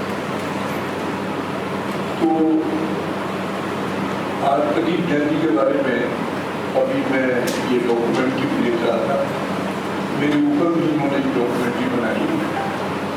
तो वो जो खाट वाली बात उन्होंने कही वो तो आज भी है कि 2 महीने में, अब तो मैं गया नहीं, जब से कोरोना शुरू हुआ बीच में एक बार गया 2 महीने पहले। अपने गाँव तो अक्सर जाना आना होता है जहाँ मेरा जन्म हुआ, और वो गाँव नीम पीपल बड़, जो कभी मेरा जन्म जहाँ हुआ था, और गांव की एक हरिजन महिला ने मेरा नाल काटा था। जब मैं 4-5 साल का था तो वो आती थी और मेरी माँ से कहती थी, माँ जी मैं लड्डू को छू लूँ, तो माँ मुझे पीछे कर लेती थी, मुझसे जो फिर हम उन्हें चाची कहते थे, कमला चाची। तो वो गाँव से जो संबंध है वो तो जन्म से है, और गांव आज भी मेरी तमाम कविताओं में और रचनाओं में बसा हुआ है। उसी तरह से मैं लिखता हूँ, लगभग 400 कविताएं अभी तक मैंने लिखी है, मुखछंद और गीत मिलाकर सब गाँव हमेशा मौजूद है। तो सबसे पहले मेरा प्रदीप जैन जी से जो परिचय हुआ वो आदरणीय बड़े भाई श्री बालसूर भाई ने 2009 में या 8 में कराया, और शायद 2009 में ही उन्होंने मेरे पास एक डॉक्यूमेंट्री बनाई, फिर दोबारा भी बनाई उन्होंने, तो उनको मिक्स करके फिर एक फाइनल बनाई। तो अनेक बार मुझे अनेक अवसरों पर इस हिंदी भवन में जहाँ मैं खड़ा हूँ कितनी ही बार, और मुझे याद नहीं, शायद प्रवीण जी के भी कार्यक्रमों में मुझसे ज़्यादा भी अनेक बार मुझसे मुलाकात हुई। और मुलाकात क्या थी कि मैंने अपने सानिध्य में, अपने सर्किल में बहुत लोगों से मिला हूँ, अपने से बड़ों से भी मिला हूँ। अभी किताब जिसका जिक्र कर रहे थे वो भी मंत्री जी के हाथों से हुई, जो शिक्षा मंत्री ने आज से की, तो वहाँ भी उन्होंने मेरे बारे में बहुत सारी बातें कही, जैसे प्रवीण कह रहे थे कि मैं गौर साहब को आज से भी 2009 से जानता हूँ, जब उसके बाद उत्तराखंड में जो मुख्यमंत्री थे तब से वो बात कही। उन्होंने भी वो बात कही जो मैं आज प्रदीप जैन के लिए कह रहा हूँ कि इतना सरल व्यक्ति मैंने नहीं देखा। उनकी बहू बेटी है, शायद दीपा नाम है, उसके बारे में अक्सर बात करते थे, अंकित भी होते थे। एक बार ऐसा भी अवसर आया कि प्रेसिडेंट भी बैठे हुए थे और वहाँ हमारी कोई बात नहीं होती थी, केवल कविता के ऊपर या कभी कभी अपनी बहू के बारे में बता देते, उनके बारे में भी बात होती थी। आशा जी आज मैं मेरे सामने जो बैठी हुई हैं, अब ये समय का भी खेल है और एक साल हो भी गया उनके यहाँ से जाने का। तो आशा जी आज ही नहीं है, अब जो मैंने पहले देखा था, आज वो क्योंकि जब साथी चला जाए तो बहुत मुश्किल होता है जीवन को आगे बढ़ाना, और उसके लिए अंकित जैसे पुत्र हैं, बहू हैं, पोते हैं, उन सबका जिक्र वो मुझसे किया करते थे। तो मैं तो आशा जी के लिए दो शब्द ये जरूर कहूँगा कि जैसा दुख आपने झेला है, बीना जानती है, मेरे भी 34 साल का एक डॉक्टर बेटा जो कि MBBS, BCS, रेडियोलॉजिस्ट और पता नहीं क्या क्या क्वालिफिकेशन थी और इंडिया मेडिकल में यूट्यूब ऑफिसर था, उसको खोया और 5 साल तक कहीं कलम नहीं उठी। 2095 से लेकर के आप समझिए कि पहली कविता आई 1995 से लेकर पहली कविता 2000 में आई, जो कि 2005 में किताब छपी। और किताब छपी क्या, वो डॉक्टर कुमार बेचन ने छपाई। उन्होंने कहा कि आप बहुत अच्छा लिखते हैं और ये किताब में आना चाहिए। इनके एक शिष्य थे अनिल रसीम, तो उन्होंने वहीं से फोन किया उनको कि गौर साहब की किताब आनी है। तो वो सब उनकी कृपा थी और वैसे वो मुझे बड़ा मानते हैं, लेकिन मैं साहित्यकार के नाम से उनको बहुत बड़ा स्थान अपने दिल में देता हूँ। तो ऐसे ही एक जैसे प्रदीप जैन चले गए, कभी 10 साल पहले मेरे समधी वो कम थे दोस्त ज़्यादा, ड्रिंक भी लेनी है तो बिना मेरे लिए लेनी, तो गौर साहब आएंगे कभी इस तरह के उनसे दोस्ताना ताल्लुकात थे। वो चले गए तो ऐसे ही हम लोग उनको याद कर रहे थे। जब पहली बार उनको याद किया तो मुझे पता नहीं कहाँ से 2 पंक्तियाँ आई और वो इस तरह से थी कि किसी फूल पर ओस कौन सा है अपना जीवन, किसी फूल पर ओस कौन सा है अपना जीवन, ना जाने कब आकर छूले कोई सूर्य थी। वो जीवन मेरी काफी बड़ी कविता थी और मुझे याद नहीं, तो जो पंक्तियां मैंने वहाँ कही थी तो सब लोग कहने लगे कि ये आपने अभी काम अभी बैठे बैठे ये पंक्तियां याद नहीं। तो ऐसे मौके पर भावुक हो जाना स्वाभाविक है, क्योंकि हम जिस व्यक्ति के संपर्क में रहते हैं केवल उसी के जाने से हम लोग ज़्यादा प्रभावित होते हैं। कितनी यादें जुड़ी होती हैं उनको कह पाना बहुत मुश्किल होता है। और मैं पंक्तियाँ मुझे याद आ रही हैं कि मैं सागर का नील निहारूं या तेरी तस्वीर, मैं सागर का नील निहारूं या तेरी तस्वीर, और यह सब मन का बहलावा है नहीं घटेगी पीर, यह सब मन का बहलावा है नहीं घटेगी पीर। और दीवारों पर सजे हुए ये माला पहने लोग, दीवारों पर सजे हुए ये माला पहने लोग, छोड़ गए रेखाएं अपनी और रुदन का रोग, छोड़ गए रेखाएं अपनी और रुदन का रोग। क्या उनको भी लगता होगा, क्या उनको भी लगता होगा कभी गृह का तीर, और मैं सागर का नील निहारूं या तेरी तस्वीर। बहुत सारी चीजें हैं और इतना समय नहीं है तो और यहाँ कहना भी कुछ अपने उद्गार उनके करने, तो मैं आपसे बस विदा। ये चर्चा चली कि हमें ये समारोह करना है, तो एक विचार आया अंकित के मन में और मेरे मन में भी कि प्रदीप जी के जन्म दिवस पर प्रतिवर्ष हम एक बार एकत्र होंगे और एक रचनाकार को उनके नाम का सम्मान देने का विचार किया जाएगा। तो कई नामों के विचार होने के बाद अंकित ने भी कहा और मुझे भी लगा, उन्होंने कहा कि भैया पापा राही जी को बहुत मानते थे, अपना गुरु मानते थे, और राही जी से हम आग्रह करके देखते हैं कि यदि पापा के नाम का प्रथम सम्मान को लेने की स्वीकृति दे देते हैं तो हमारे लिए इससे बड़े गौरव की कोई बात नहीं हो सकती है। राही जी पिछले 1.5 वर्ष में, लगभग 1.5 वर्ष, कोरोना उससे पहले भी, उन्होंने कहा कि मैं कहीं गया नहीं हूँ घर से बाहर, लेकिन विचार करके बताता हूँ, बच्चों से भी इजाजत लेता हूँ, पुष्पा जी से भी बात करता हूँ, और हम सबके लिए बहुत खुशी की बात है कि राही जी हमारे बीच उपस्थित हैं और हमें प्रदीप जी की याद का ये प्रथम शब्द सम्मान प्रदान कर रहे हैं। मैं एक कविता राही जी के सम्मान में पढ़ना चाहता हूँ। प्रदीप जी की कविता है, इसी पुस्तक की कविता है जो पुस्तक मेरे हाथ में है, मंगल जी ने छापी है, कीमत इसकी 350 उन्होंने रखी है, लेकिन अंकित ने कहा कि सबको मिलेगी, कोई लेना चाहे तो बाहर से ले ले कीमत देकर, और कोई कहेगी कीमत देकर नहीं लूंगा, ऐसे लूंगा तो उसे भी मिलेगी, तो पुस्तक सबको दी जाएगी, ऐसा हमने तय किया है। लेकिन ये, और साथ उसने कहा अंकित कहाँ चले गए हैं, हॉल में हैं, बाहर चले गए, तो ये भी कहा कि जिसको किताब मिलेगी हम राही जी के हस्ताक्षर करवा के देंगे, तो उसके पास किताब भी आएगी और बाल स्वरूप राही जी, उनका फोटोग्राफ भी आएगा। मैं बड़ा, राही जी की बहुत सारी रचनाएं मुझे याद हैं, 4 पंक्तियां बोल दूं तो आपको सारा व्यक्तित्व उनका समझ में आ जाएगा। पूनम माटिया वो भी बहुत दिन बाद आई है समारोह में। देखिए अरुण भैया, राही जी की 4 पंक्तियां सुनिए, आपको बहुत लंबे चौड़े परिचय की जरूरत नहीं है, बाल स्वरूप राही क्या है ये इन 4 पंक्तियों में समझ में आ जाएगा।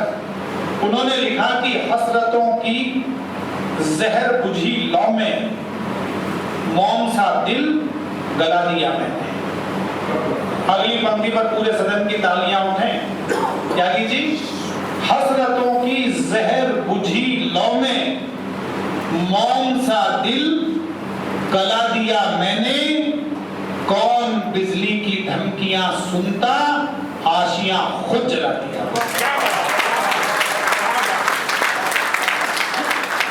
कौन बिजली की धमकियां सहता, आशियां खुद जला दिया। मैंने जब राही जी को सुना था इंडियन ऑयल के कवि सम्मेलन में, बहुत दिन पहले, निर्दोष भैया और मैं तो कवि सम्मेलन में उन दिनों कविताएं नहीं सुनाता था, मावलंकर ऑडिटोरियम में, तो वहां उन्होंने मतला पढ़ा था, बड़ी पूरी दुनिया में चर्चित हुआ। अच्छा, जो लोग राही जी की शायरी पढ़ते हैं वो उन्हें बहुत गंभीर मानते हैं। आप राही जी से 2-3-4 बार बात कर लो तो आपको समझ में आ जाएगा कि उन जैसा बीटी गजल का, उन जैसा विनोद प्रिय व्यक्ति आपको ढूंढने से नहीं मिलेगा। उन्होंने कहा कि वो मिर्जा गालिब ने बहुत शेर कहे, बहुत शेर कहे। मैं भैया जी से भी आग्रह करूंगा कि थोड़ी सी बात मेरी सुन लें, बड़े भैया आपका भी ध्यान चाहूंगा। तो उन्होंने कहा कि वो, मैंने अपने पोते को अपना एक शेर सुनाया था गजल का, और कहा कि गालिब, मीर, ये सब देखो कितने बड़े लोग थे, कितने कितने बढ़िया उन्होंने शेर कहे। तो राही जी ने कहा कि हम पर दुख का पर्वत टूटा, तब हमने 2-4 कहे, हम पर दुख का पर्वत टूटा, तब हमने 2-4 कहे, और गालिब, दाग, मीर उनकी तरफ इशारा किया कि उस पे भला क्या बीती होगी जिसने शेर 1000 कहे। तो उन्होंने कहा कि, पोते ने कहा कि दादा ये शेर तो बहुत अच्छा है, लेकिन मैं भी एक शेर आपको सुनाता हूँ। तो बोले, फिर मेरे पोते ने मुझे शेर सुनाया कि हम पर दुख का पर्वत टूटा, तब हमने 2-4 सुने, उस पे भला क्या बीती होगी जिसने शेर 1000 सुने।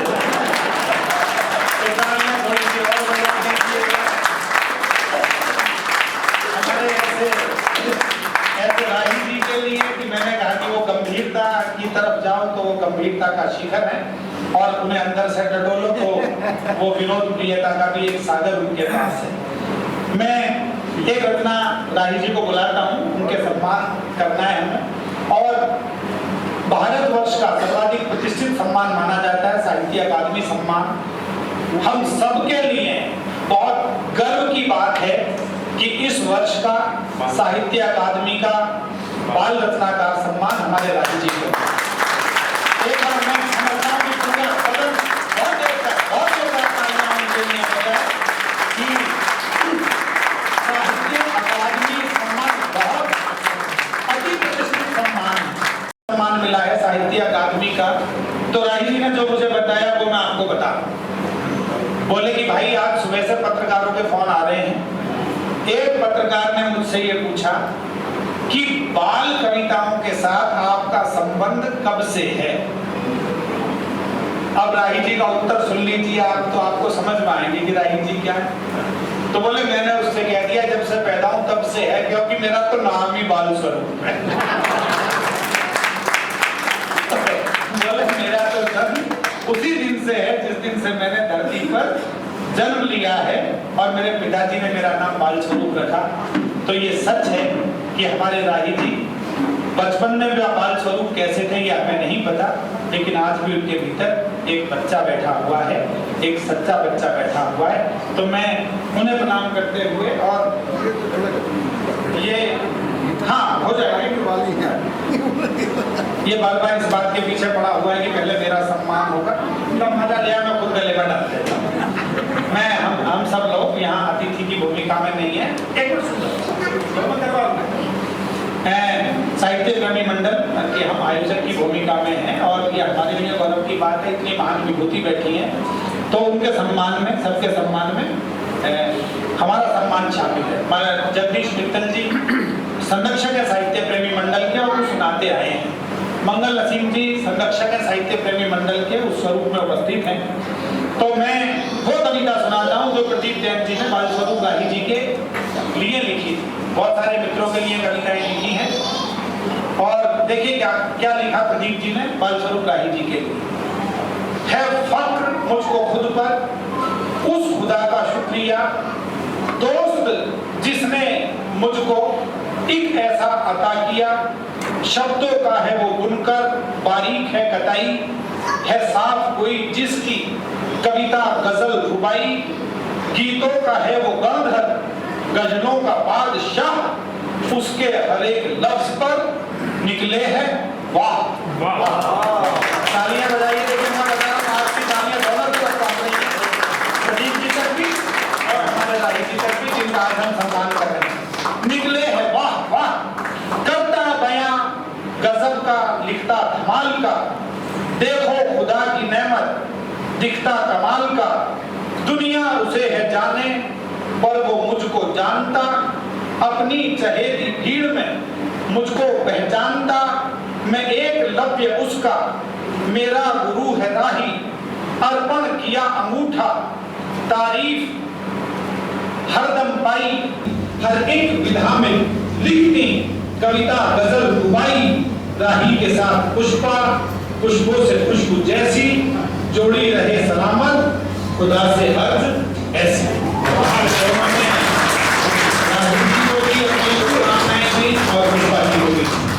ऐसे हम आज सम्मान कर रहे हैं। मैं राही जी से आग्रह करूंगा कि वो कुछ पलों के लिए आगे की तरफ आ जाएं एक बार, और मंचस्थ सभी गणमान्य अतिथियों से भी आग्रह करूंगा, आदरणीय मंगल जी, कुंवर विजयन साहब, जगदीश जी और हमारे जगदीश मित्तल जी से, कि वो भी इस बहुत महत्वपूर्ण अवसर के साक्षी बने। हम सम्मान करना चाहते हैं राही जी का। प्रथम शब्द शिल्पी सम्मान, ऐसे लोगों के दर्शन हमें हो रहे हैं।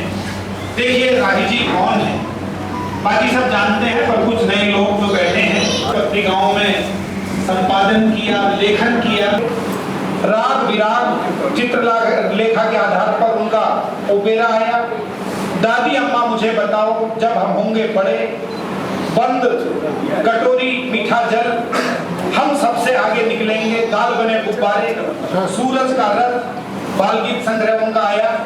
और एक अद्भुत किताब आई, राही को समझाए कौन। तो ऐसे राही जी जिन्होंने अनेक बड़ी पत्र पत्रिकाओं में संपादन किया, लेखन किया, और मुझे लगता है कि इस समय हमारी दिल्ली के पास सबसे वरिष्ठ लब्ध प्रतिष्ठित जो रचनाकार हैं वो बाल स्वरूप राही। उनको हम ये सम्मान प्रदान कर रहे हैं आज का प्रथम। मैं आग्रह करूंगा हमारे मध्य उपस्थित श्री विजय श्रीनिवास जी से, और मीनू विजय जी हमारे मध्य उपस्थित हैं, तो वो आए और एक माला के साथ, मोतियों की माला के साथ राही जी का स्वागत करें। इस क्रम में उन्हें मैं आमंत्रित करना चाहता हूं, आदरणीय श्याम सुंदर जी हमारे बीच उपस्थित। मैं आमंत्रित करना चाहता हूं साहित्य प्रेमी मंडल के संरक्षक अरुण शर्मा जी को और श्री सुबेश सिंह पारासर जी को, दोनों हमारे स्तंभ यहाँ उपस्थित हैं। वो श्री बाल स्वरूप राही जी का तिलक लगाकर मंडल की तरफ से अभिनंदन करेंगे, वंदन करेंगे। शर्मा जी।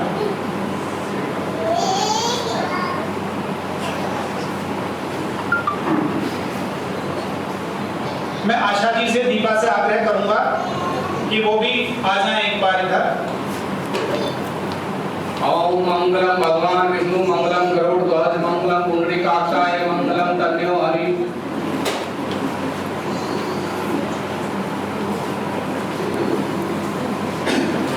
मैं आग्रह करूंगा मंचस्थ सभी अतिथियों से कि वो अंग वस्त्र भेंट करके राही जी का सम्मान करेंगे, पट्टा भेंट करके।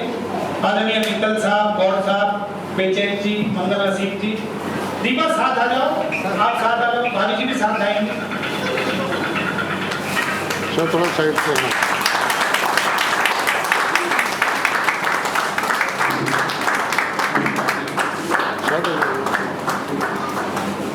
मैं आग्रह करूंगा अंकित से और हमारे बड़े बेचैन जी और गौर साहब उपस्थित हैं कि वो एक साफा पहनाकर सम्मान करें राही जी का। देखिए, आपकी मैंने कहा है कि तालियों में कंजूसी नहीं होनी चाहिए। साइड से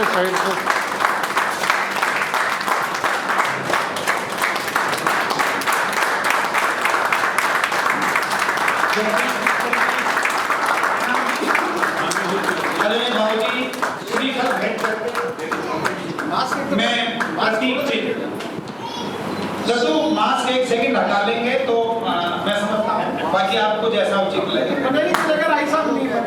भाई साहब 1 मिनट के लिए आपका डॉक्टर कह रहा है।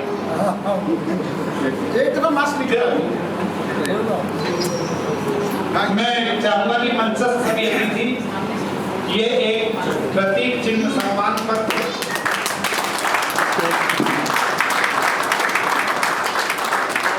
सब लोग एक बार जरा थोड़ा सा जगह बना लेंगे।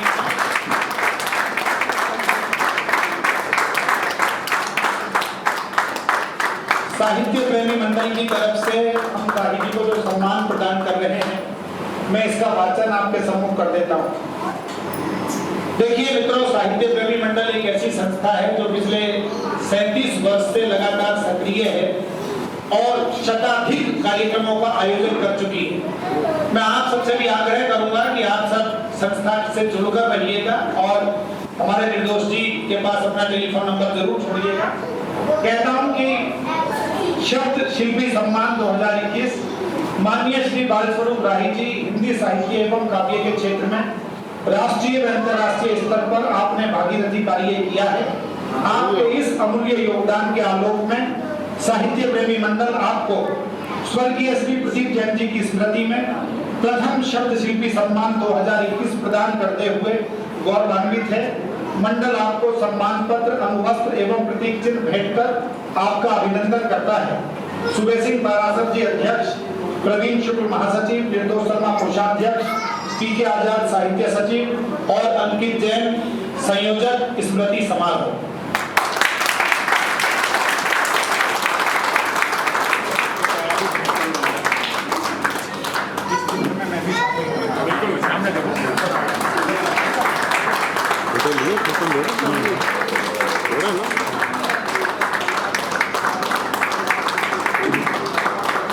मैं चाहूंगा भाभी जी आप एक बार आइए ना, आप अंकित को इधर आने दीजिए।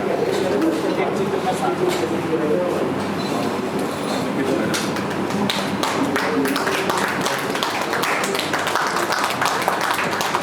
और सामने देखिए, सामने ठीक है ओके ठीक है। एक मिनट बाबू जी, एक में आ जाओ।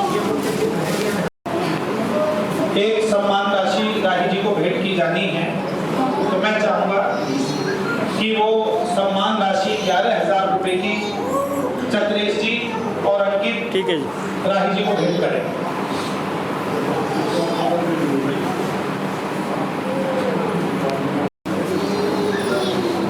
राकेश जी, चक्रेश जी, संजय जी, तो आइए अब आप इसके साथ आइए।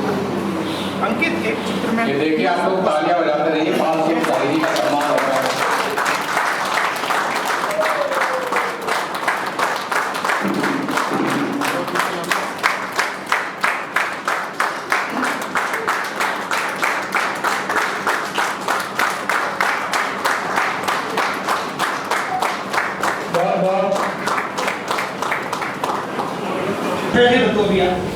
बहुत छोटा सा क्रम है, मैं चाहूंगा कि 2 शब्द अंकित इस मौके पर हमें प्रस्तुत करें, उनके मन में क्या भाव है, फिर हम राही जी का उद्बोधन सुनेंगे और अध्यक्ष जी के संबोधन के साथ समारोह का विराम करें।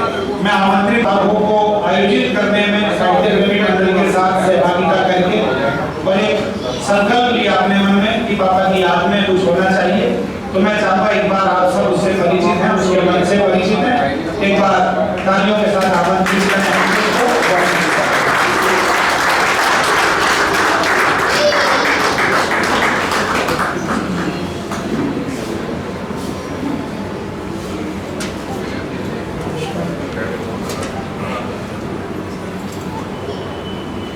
मेरा पहला मौका खास करके स्टेज के ऊपर जब इतना प्रबुद्ध मंच यहाँ पर उपस्थित है, मैं सोच भी नहीं सकता था इस प्रोग्राम के बारे में कि इतना सफल हो पाएगा। सबके नाम को मैं नहीं ले पाऊंगा इस वक्त, लेकिन खास करके कुछ है जो मैं बताना चाहूंगा कि पापा उनके बारे में क्या सोचते थे। शुरुआत करूंगा मैं डॉक्टर वैष्णव जी से।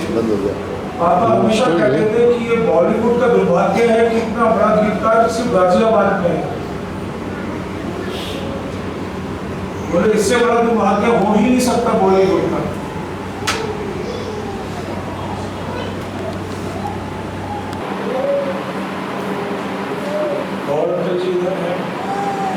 जब जब मिलना हुआ बहुत स्नेह मिलता रहा और पापा ने तो लिखा था इनके लिए कि एक बार मिलकर यूं लगता बार बार मिलना हो जाए, यदि उदासी कहीं छिपी हो मिलकर कमल पुष्प खिल जाए। पापा कहते थे कि लक्ष्मी और सरस्वती दोनों को संभालना बहुत मुश्किल है और अगर सीखना है तो गॉड साहब के चरणों में जाकर बैठ जाएगा।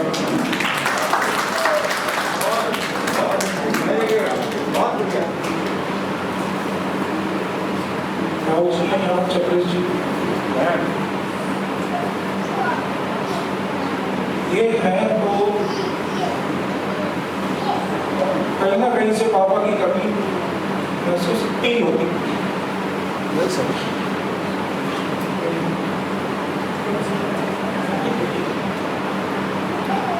भाई साहब आए जब बहुत कम लोग जानते होंगे कि वो डॉक्टर नहीं है, वैसे तो सब उन्हें चीफ कमिश्नर और इनकम टैक्स के नाम से जानते हैं, डॉक्टर अरुण सिंह को। पापा का इतना विश्वास था कि पूरे 20 दिन जब वो हॉस्पिटल में थे तो हमेशा मुझे ये बोलते थे कि जो भी रिपोर्ट हाथ में आ रही है तरुण को जरूर दिखा देना भाई कि मेरा इलाज सही हो रहा है या नहीं हो रहा। और उस वक्त तरुण भाई साहब भी इस तरीके से पूरे साय के साथ मेरे साथ थे। बल्कि मैं ये बोलूँगा कि जब 9 तारीख को पापा को लेकर हम लोग फर्स्ट टाइम हॉस्पिटल जा रहे थे तो मुझे ऐसा लगा था कि शायद अब वापस नहीं आएंगे वो, मैंने दीपा से बोल के दिया था। लेकिन पापा ने मुझे 20 दिन दिए तो तरुण भाई साहब भी मुझे बताते रहते थे कि अभी आप क्या हो सकता है, क्या हो सकता है। पूरे 20 दिन शायद पापा ने मुझे दिए कि मैं अपने को संभाल सकूँ।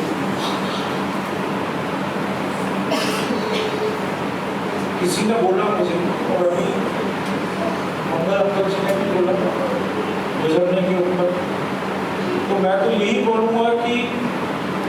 ईश्वर ने एक ऐसी चीज हमें दी है जो वापस नहीं ले सकता, और वो है मेरा नाम।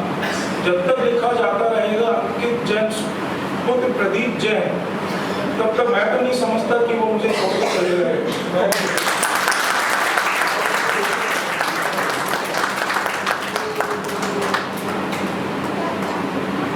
2014 की बात है, जब मंगल जी पहली बार वीरेंद्र अंकल जी के साथ हमारे घर पर आए थे। उससे पहले मेरा इतना परिचय भी नहीं था, उसके बाद भी बहुत कम मिलना हुआ, खास करके जो प्रवीण भाई सब फिल्म बनाई थी तब मैं पहली बार उनसे मिला था। तो पापा मुझसे बोले कि यार देखा ना उनके घर चलना है, क्योंकि मुझे अपनी किताब के बाद 2015 से चल रही थी। उन्हें अपना जो ये था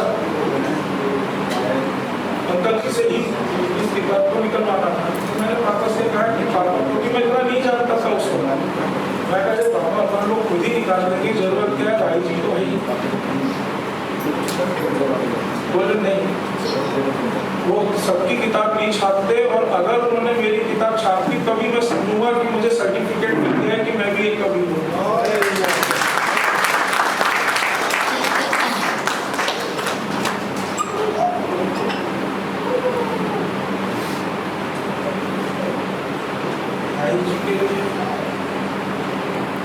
बचपन से ही देख रहा हूँ, तो मैं 8-10 साल का कभी से जिसे उनका रखा था। और उससे पहले तो मेरा परिचय मैं बोलूँगा, मैं भारतीय विद्यालय में जब पेजी में था तब दादी माँ मुझे बताओ जो कि हम लोगों को पुस्तक थी तभी से उसको पढ़ते थे। पापा बोलते थे कि जानते हो ये कौन है, मैं कहता था नहीं, बोले ये काऊ जी है तुम्हारे नाम। तब से मैं उनका सुनता रहा, और जब पापा ने इनके लिए लिखा था कि मैं एकलव्य उसका, तो एक सज्जन आए हुए थे घर में, तो उन्होंने पापा से कहा एकलव्य क्यों बोलते हो भाई, अर्जुन बोलो। तो पापा बोले नहीं, एकलव्य ही ठीक है। उस बात को मैं समझ गया था, क्योंकि मुझे 15-20 साल पुरानी बात याद आ गई थी उस वक्त, और ये बात 94-95 की होगी। राय जी अक्सर आया करते थे, हम लोगों के स्टूडियो में बात होती थी, तो पापा तो हमेशा मुस्कुराते रहते थे, और हमेशा उन्होंने लोगों की कविताओं को ही ध्यान रखा था। अगर कभी जिस तरह की सिचुएशन होती थी वैसे ही कविता वो बोल दिया करते थे, और खास करके उसमें याद सक्सेना जी की कविता और राय जी की कविता हमेशा मुख्य हुआ करती थी। तो मुझे वो समझा भी याद आ गया उस वक्त कि पापा ने क्यों लिखा है एकलव्य। मैं और राय जी स्टूडियो में बैठे हुए थे, और पापा दूरदर्शन कर रहे थे। थोड़ी देर बाद वो आए, वो ही अपना मुस्कुराते हुए, तो ऐसा लग रहा था जैसे बहुत सारा काम लेकर आ गए हैं दूरदर्शन से। तो राय जी ने पूछा, हाँ भाई लगता है कोई तीर मारा है क्या आज? तो बोले भाई साहब एक शेर याद आया मुझे, वो सुनाता हूँ। और वो मैंने बहुत सालों पहले जब मैं इंदौर जा रहा था, तो ट्रेन के अंदर एक कागज का टुकड़ा मिल गया था, उस पर मैंने पढ़ा था, मुझे नहीं पता किसका है। तो बोले बताए। तो पापा ने बोला, सुबह चले थे भटके दिन भर, शाम हुई तो यह पाया, सारी खुशियां खर्च हो गई और व्यथाएं दूनी है।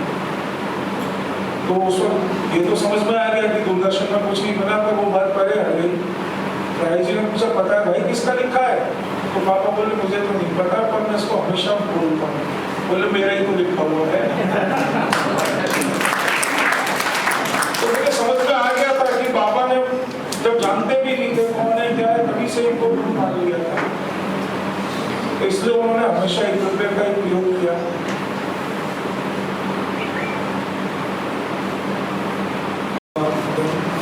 मैं साहित्य प्रेमी मंडल को धन्यवाद देना चाहता हूँ कि उन्होंने इस कार्यक्रम को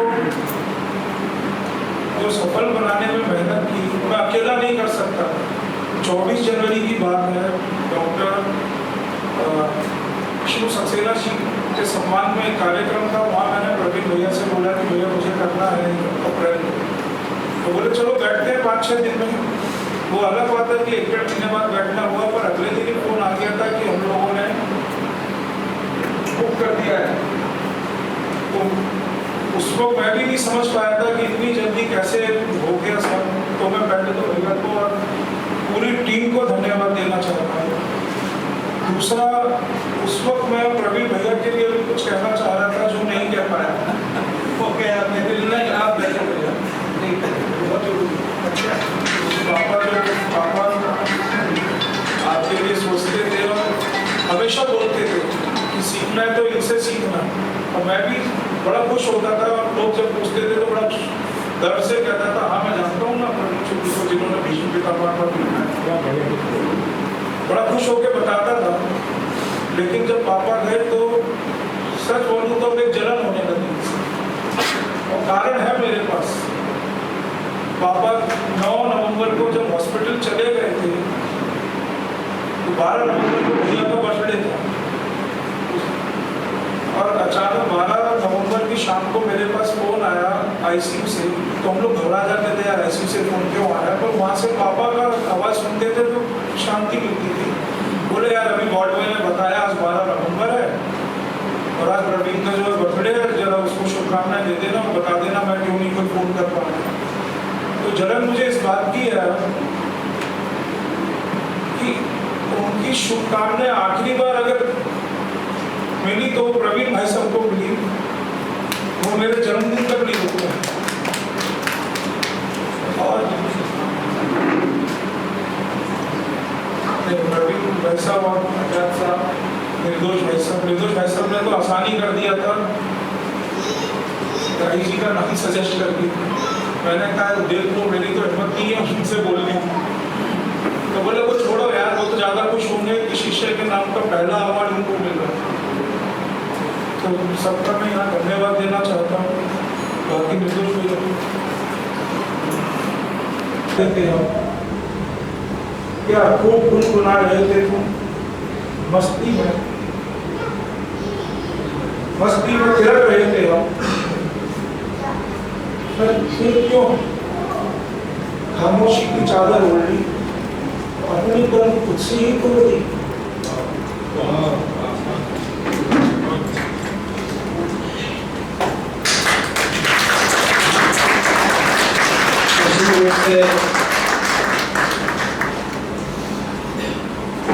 अंकित के गले की भावुकता को हम सब समझ सकते हैं। एक बार भरपूर ताली के साथ स्वागत कर दीजिएगा।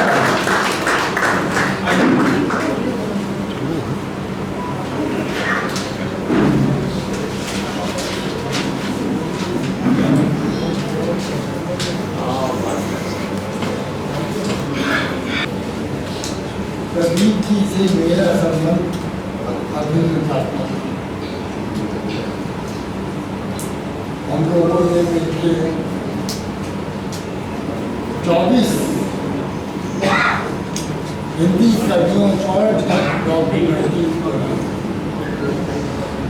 दूरदर्शन की, इसके अलावा भी अनेक धारावाहिकों और मंच प्रस्तुतियों में हमको भाग रहे। मुझसे इतना प्यार करते थे कि मैं बता नहीं सकता। तो मैं गद्य में तो प्रदीप जी के बारे में बोल ही नहीं सकता। इस समय अभी मैंने प्रदीप जी के स्मृति में कविता लिखी है, कभी नहीं भूलेंगे तुमको। जब भी दोनों साथ गए हम हाथ थाम कर चले सदा। जब भी दोनों साथ गए हम हाथ थाम कर चले सदा। तुम्हें भा गई मेरी प्रतिभा, मुझे तुम्हारी खास अदा। जब भी दोनों साथ गए हम हाथ थाम कर चले सदा। तुम्हें भा गई मेरी प्रतिभा, मुझे तुम्हारी खास अदा। चले गए तुम हमें छोड़कर, यह संकट कैसे झेलूं। चले गए तुम हमें छोड़कर, यह संकट कैसे झेलूं। मुझे मिला था प्यार तुम्हारा, पुरस्कार कैसे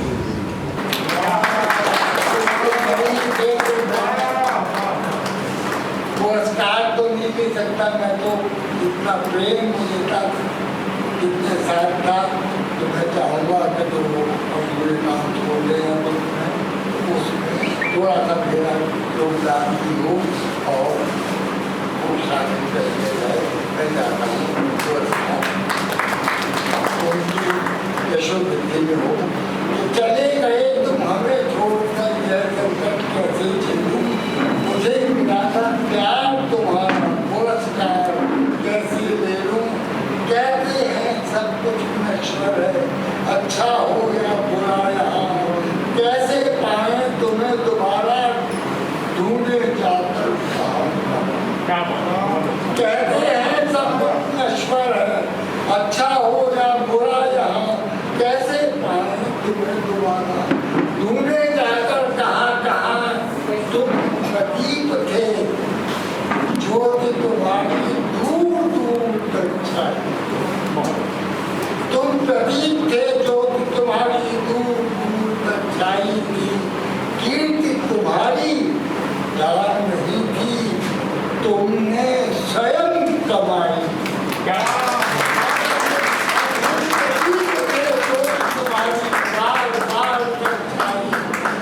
कीर्ति तुम्हारी जान नहीं तुमने स्वयं कमाई थी। कविता पत्रकारिता फिल्में सभी ओर थे तुम छाए। कविता पत्रकारिता फिल्में सभी ओर थे तुम छाए। केवल प्रतिभा नहीं न जाने कितनी क्षमता आए। अब तो यही प्रार्थना मेरी चमके नाम और ज्यादा कभी नहीं भूलेंगे तुमको करते आज यही बात।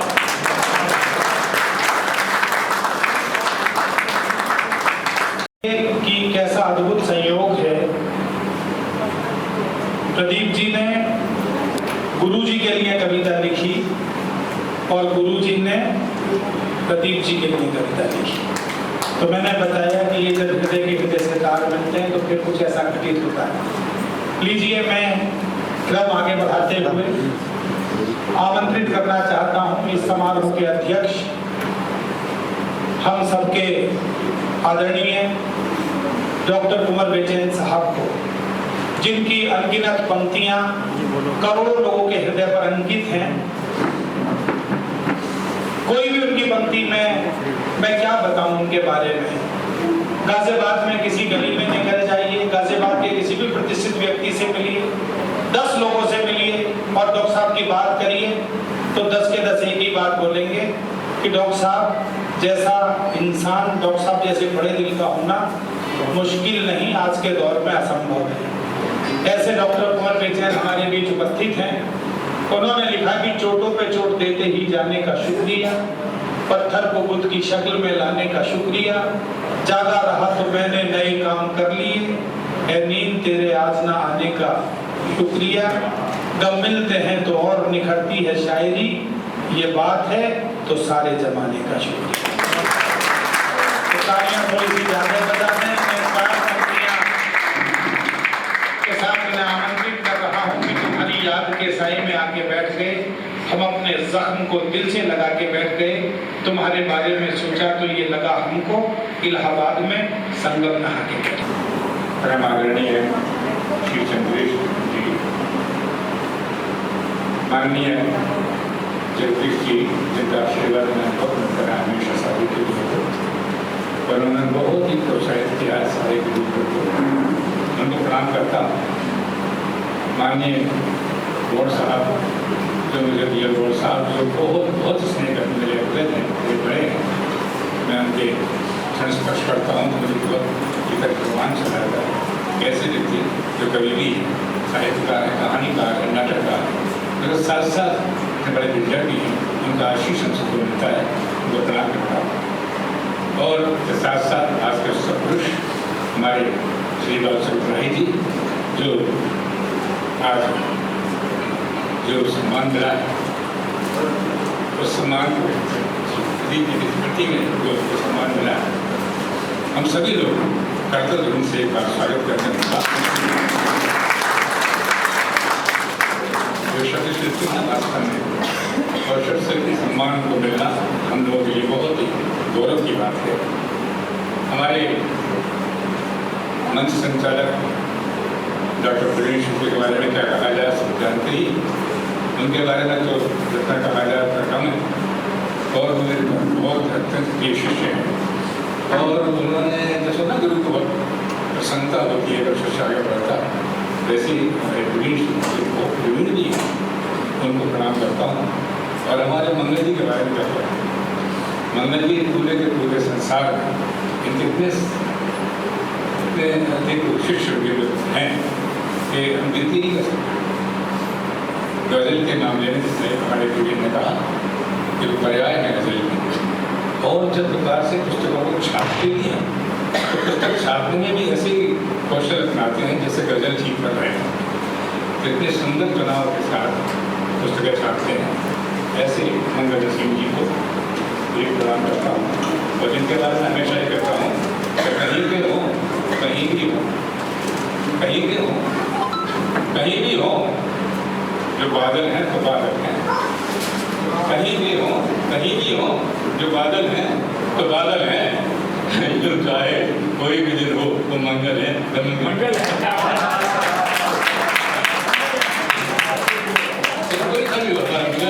मंगल के दिन मंगल ही बने रहते हैं। जैसे जिनके निकट बैठ करके नई ऊर्जा आती है, एक मंगल का नेतृत्व है जो उसकी ऊर्जा बनती है। उनको प्रणाम करता हूँ। मेरे सामने बैठे तमाम इनके नाम लोग डॉक्टर बीना अब्दुल जी जो गाजियाबाद ही नहीं गाजियाबाद के दूर तक अपने प्रतिभा की पहचान करा चुकी हैं। उनका हाई को संग्रह है बनाया, मैं चाहता हूँ बस ताली बजा दीजिए।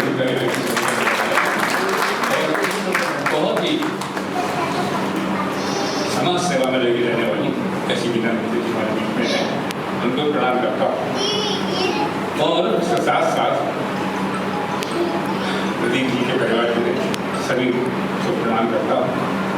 मैं कहना चाहता हूँ भले ही प्रदीप जी ललितपुर जैसे छोटे से कस्बे से महानगर दिल्ली में आए हो, लेकिन महानगर दिल्ली की दिल्ली पर आने के बाद भी उन्होंने ललितपुर का जो लालित्य नहीं छोड़ा। जो जिस प्रकार से उनको गाँव पसंद थे, प्रकृति पसंद थी, उसके साथ में बाद में आने के बाद आशा भी मिल गई। एक नई आशा उनके सामने आई हमारे उनकी थी और परिवार ने जिस प्रकार से इस पूरे प्रकार को एक नई दिशा मैं उन सबको प्रणाम करता हूँ। उसके साथ साथ साहित्य मंडल को, साहित्य प्रेमी मंडल को, जो साहित्य प्रेमी नाम है हमारे डॉक्टर प्रवीण जी के पिताजी जो मेरे मित्र थे, उन्होंने नाम रखा तो बहुत अच्छा नाम साहित्य प्रेमी मंडल नाम रखा, इसीलिए तो सारे लोग उसमें जोड़ सकते हैं। तो ऐसे व्यक्तित्व को भी इस समय मैं याद रखा हूँ।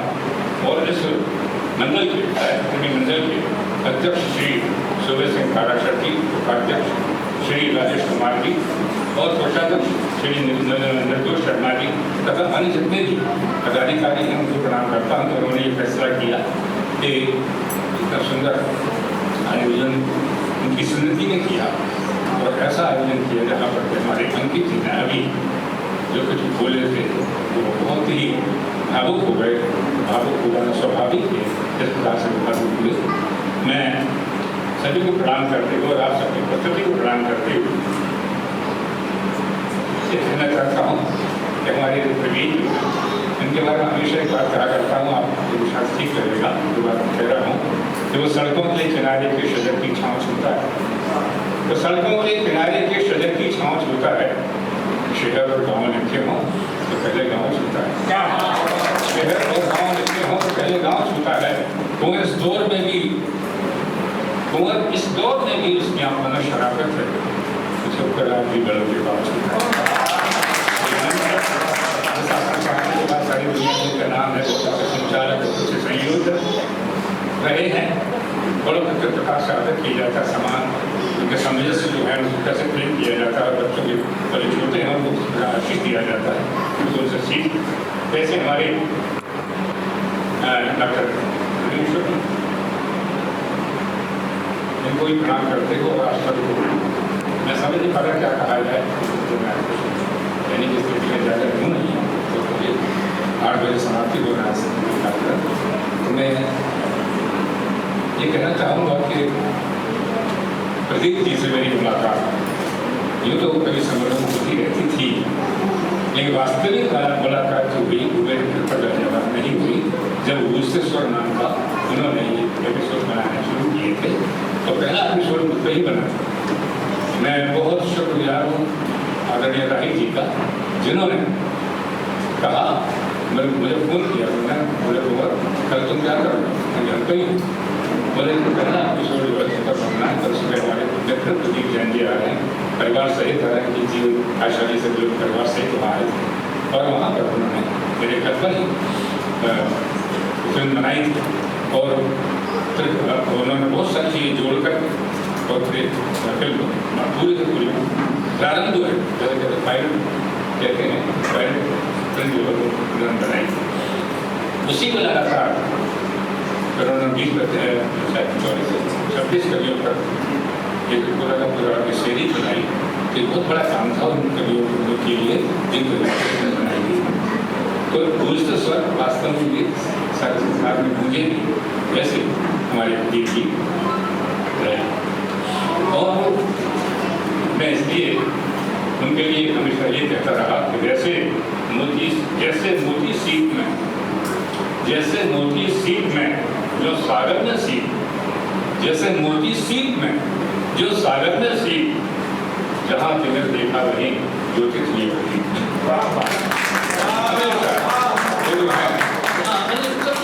करने वाले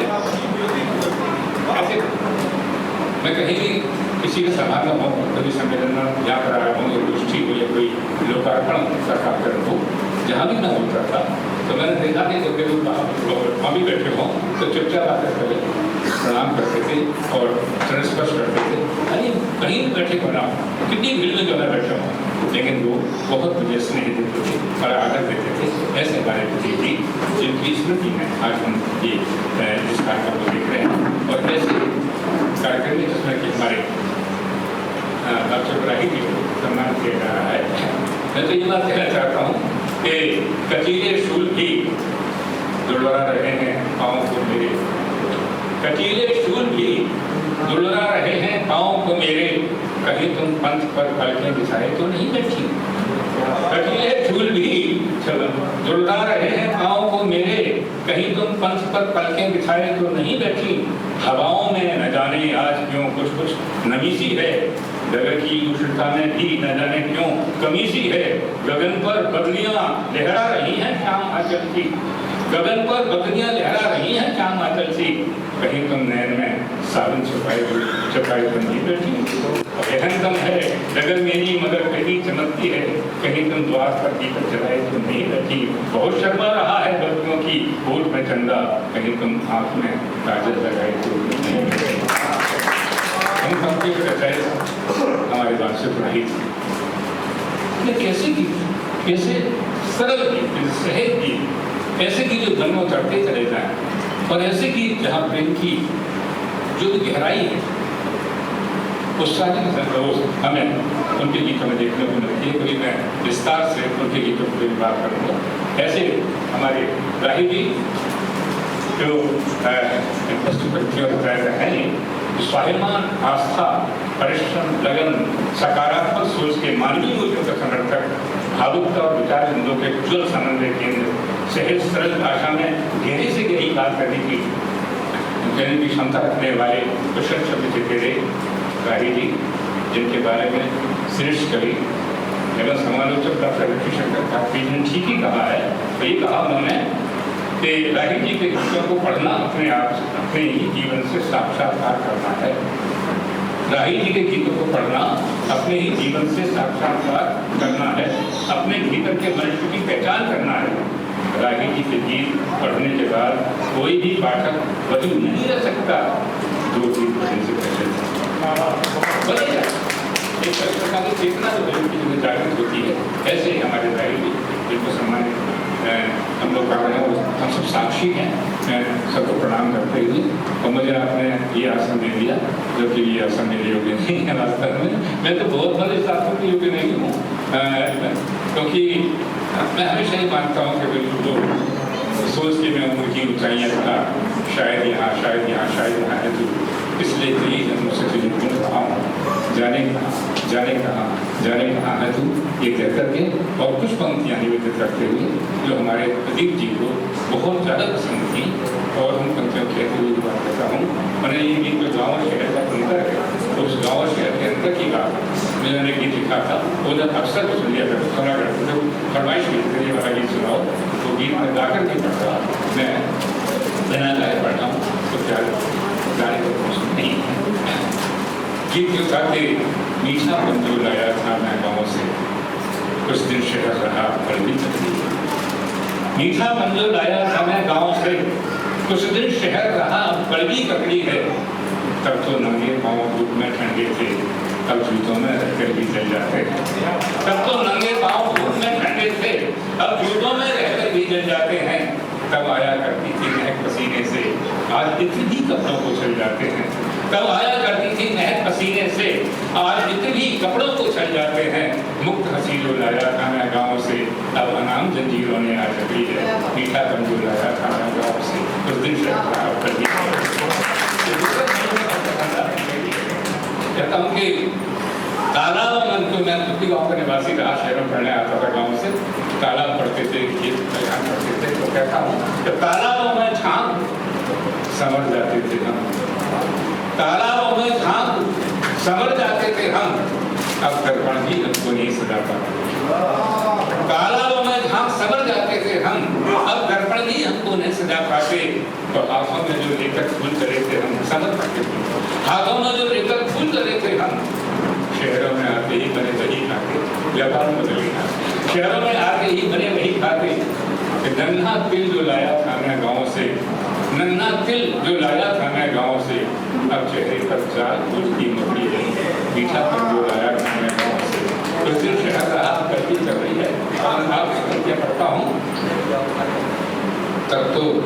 तब गाली भी लोग सी लगती थी, अंतर नहीं शहर गाँव का, तब गाली भी लोग सी लगती थी, अब मिठास भी धोखेबाज नजर आया, तब गाली भी लोग सी लगती थी, अब मिठास भी धोखेबाज नजर आया, तब तो घूंघट तक का मौन समझते थे, अब न शोर भी अपना अर्थ बता पाया, तब तो घूंघट तक का मौन समझते थे, अब न शोर भी अपना अर्थ बता पाया, अब न शोर भी अपना अर्थ बता पाया, सिंह गर्जना लाया था मैं गाँव से, सिंह गर्जना लाया था मैं गाँव से, अब वो केवल पांच सहवादी बकरी है, मीठा बंधु लाया था मैं गाँव से, कुछ दिन शहर रहा करनी करती जाता, उनको ये गीत बहुत पसंद था, मैं नंद प्रगति छोटा था और फरमाइश करती थी, और मैं ये किताब कैसे हुई है, बहुत सुंदर ढंग से प्रकाशित हुई है हमारे अंग्रेजी में की है, और मैंने आपके पत्तियाँ अंदर देखी भी तो बहुत ही सुंदर ढंग से उन्होंने बहुत सी बातें कही हैं, और एक बात पसंद की क्या कहते हैं, तो कहते हैं कि हाँ, उन्होंने कहा कि जब भी गुलाब देखूं तेरा शबाब देखूं, जब भी गुलाब देखूं तेरा शबाब देखूं, मैं तुझसे दिल से लगता है कि ख्वाब देखता हूँ देखूं मैं तुझको छूकर मैं भी हूँ कितना पागल, क्या कैसे ख्वाब देखूं, और ये बात उन्होंने चीज़ के जीवन में था कि नश्तर करीब हो दिए नाजुक जवान ने, नश्तर करीब हो दिए नाजुक जवान ने, ये मेहरबानी की है मेरे मेहरबान, मेहरबानी की है मेरे मेहरबान ने, जो साथी उनकी शान में उससे यही हुई, सच बयान कर दिया, तो ऐसे भी कुछ देखा नहीं, और उनको प्रणाम करते हुए ये कहना चाहूँगा कि हम भी एक फूल हैं, दिन ढलेगा बिखर जाएंगे, हम भी एक दूसरे फूल हैं, दिन ढलेगा बिखर जाएंगे, एक डोली के सच के हम अर्थियों पर उतर जाएंगे, एक डोली के सच के हम अर्थियों पर उतर जाएंगे, और जो स्वभाव का उस बात कहना चाहता हूँ,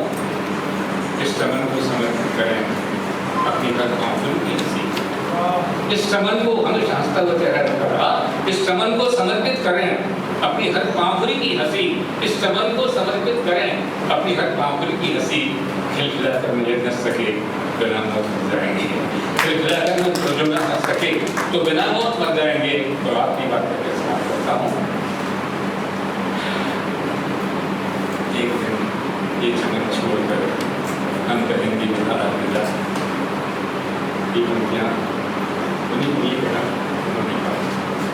एक दिन ये चमन छोड़कर हम कहेंगे विदा अलविदा, एक दिन ये चमन छोड़कर हम कहेंगे विदा अलविदा। कौन होगा यहाँ पर उमर जिसके लोचन करना चाहेंगे। अब हम बैठे हैं, जैसे प्रदीप जी की स्मृति में मैं प्रणाम करता हूँ और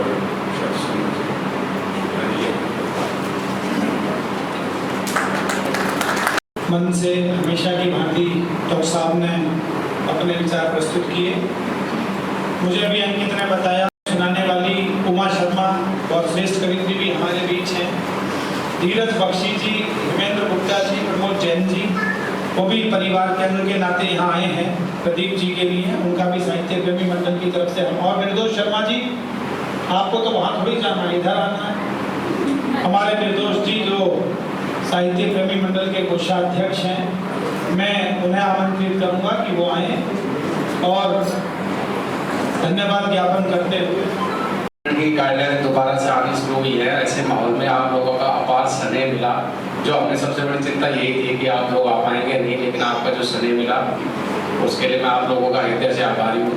और मंचस्थ अतिथियों का मैं हृदय से धन्यवाद करता हूँ, साहित्य मंडल की ओर से धन्यवाद करता हूँ जो उन्होंने हमें अपना वक्त दिया। आप लोगों का पुनः धन्यवाद।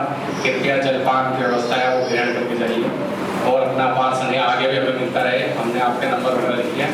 धन्यवाद।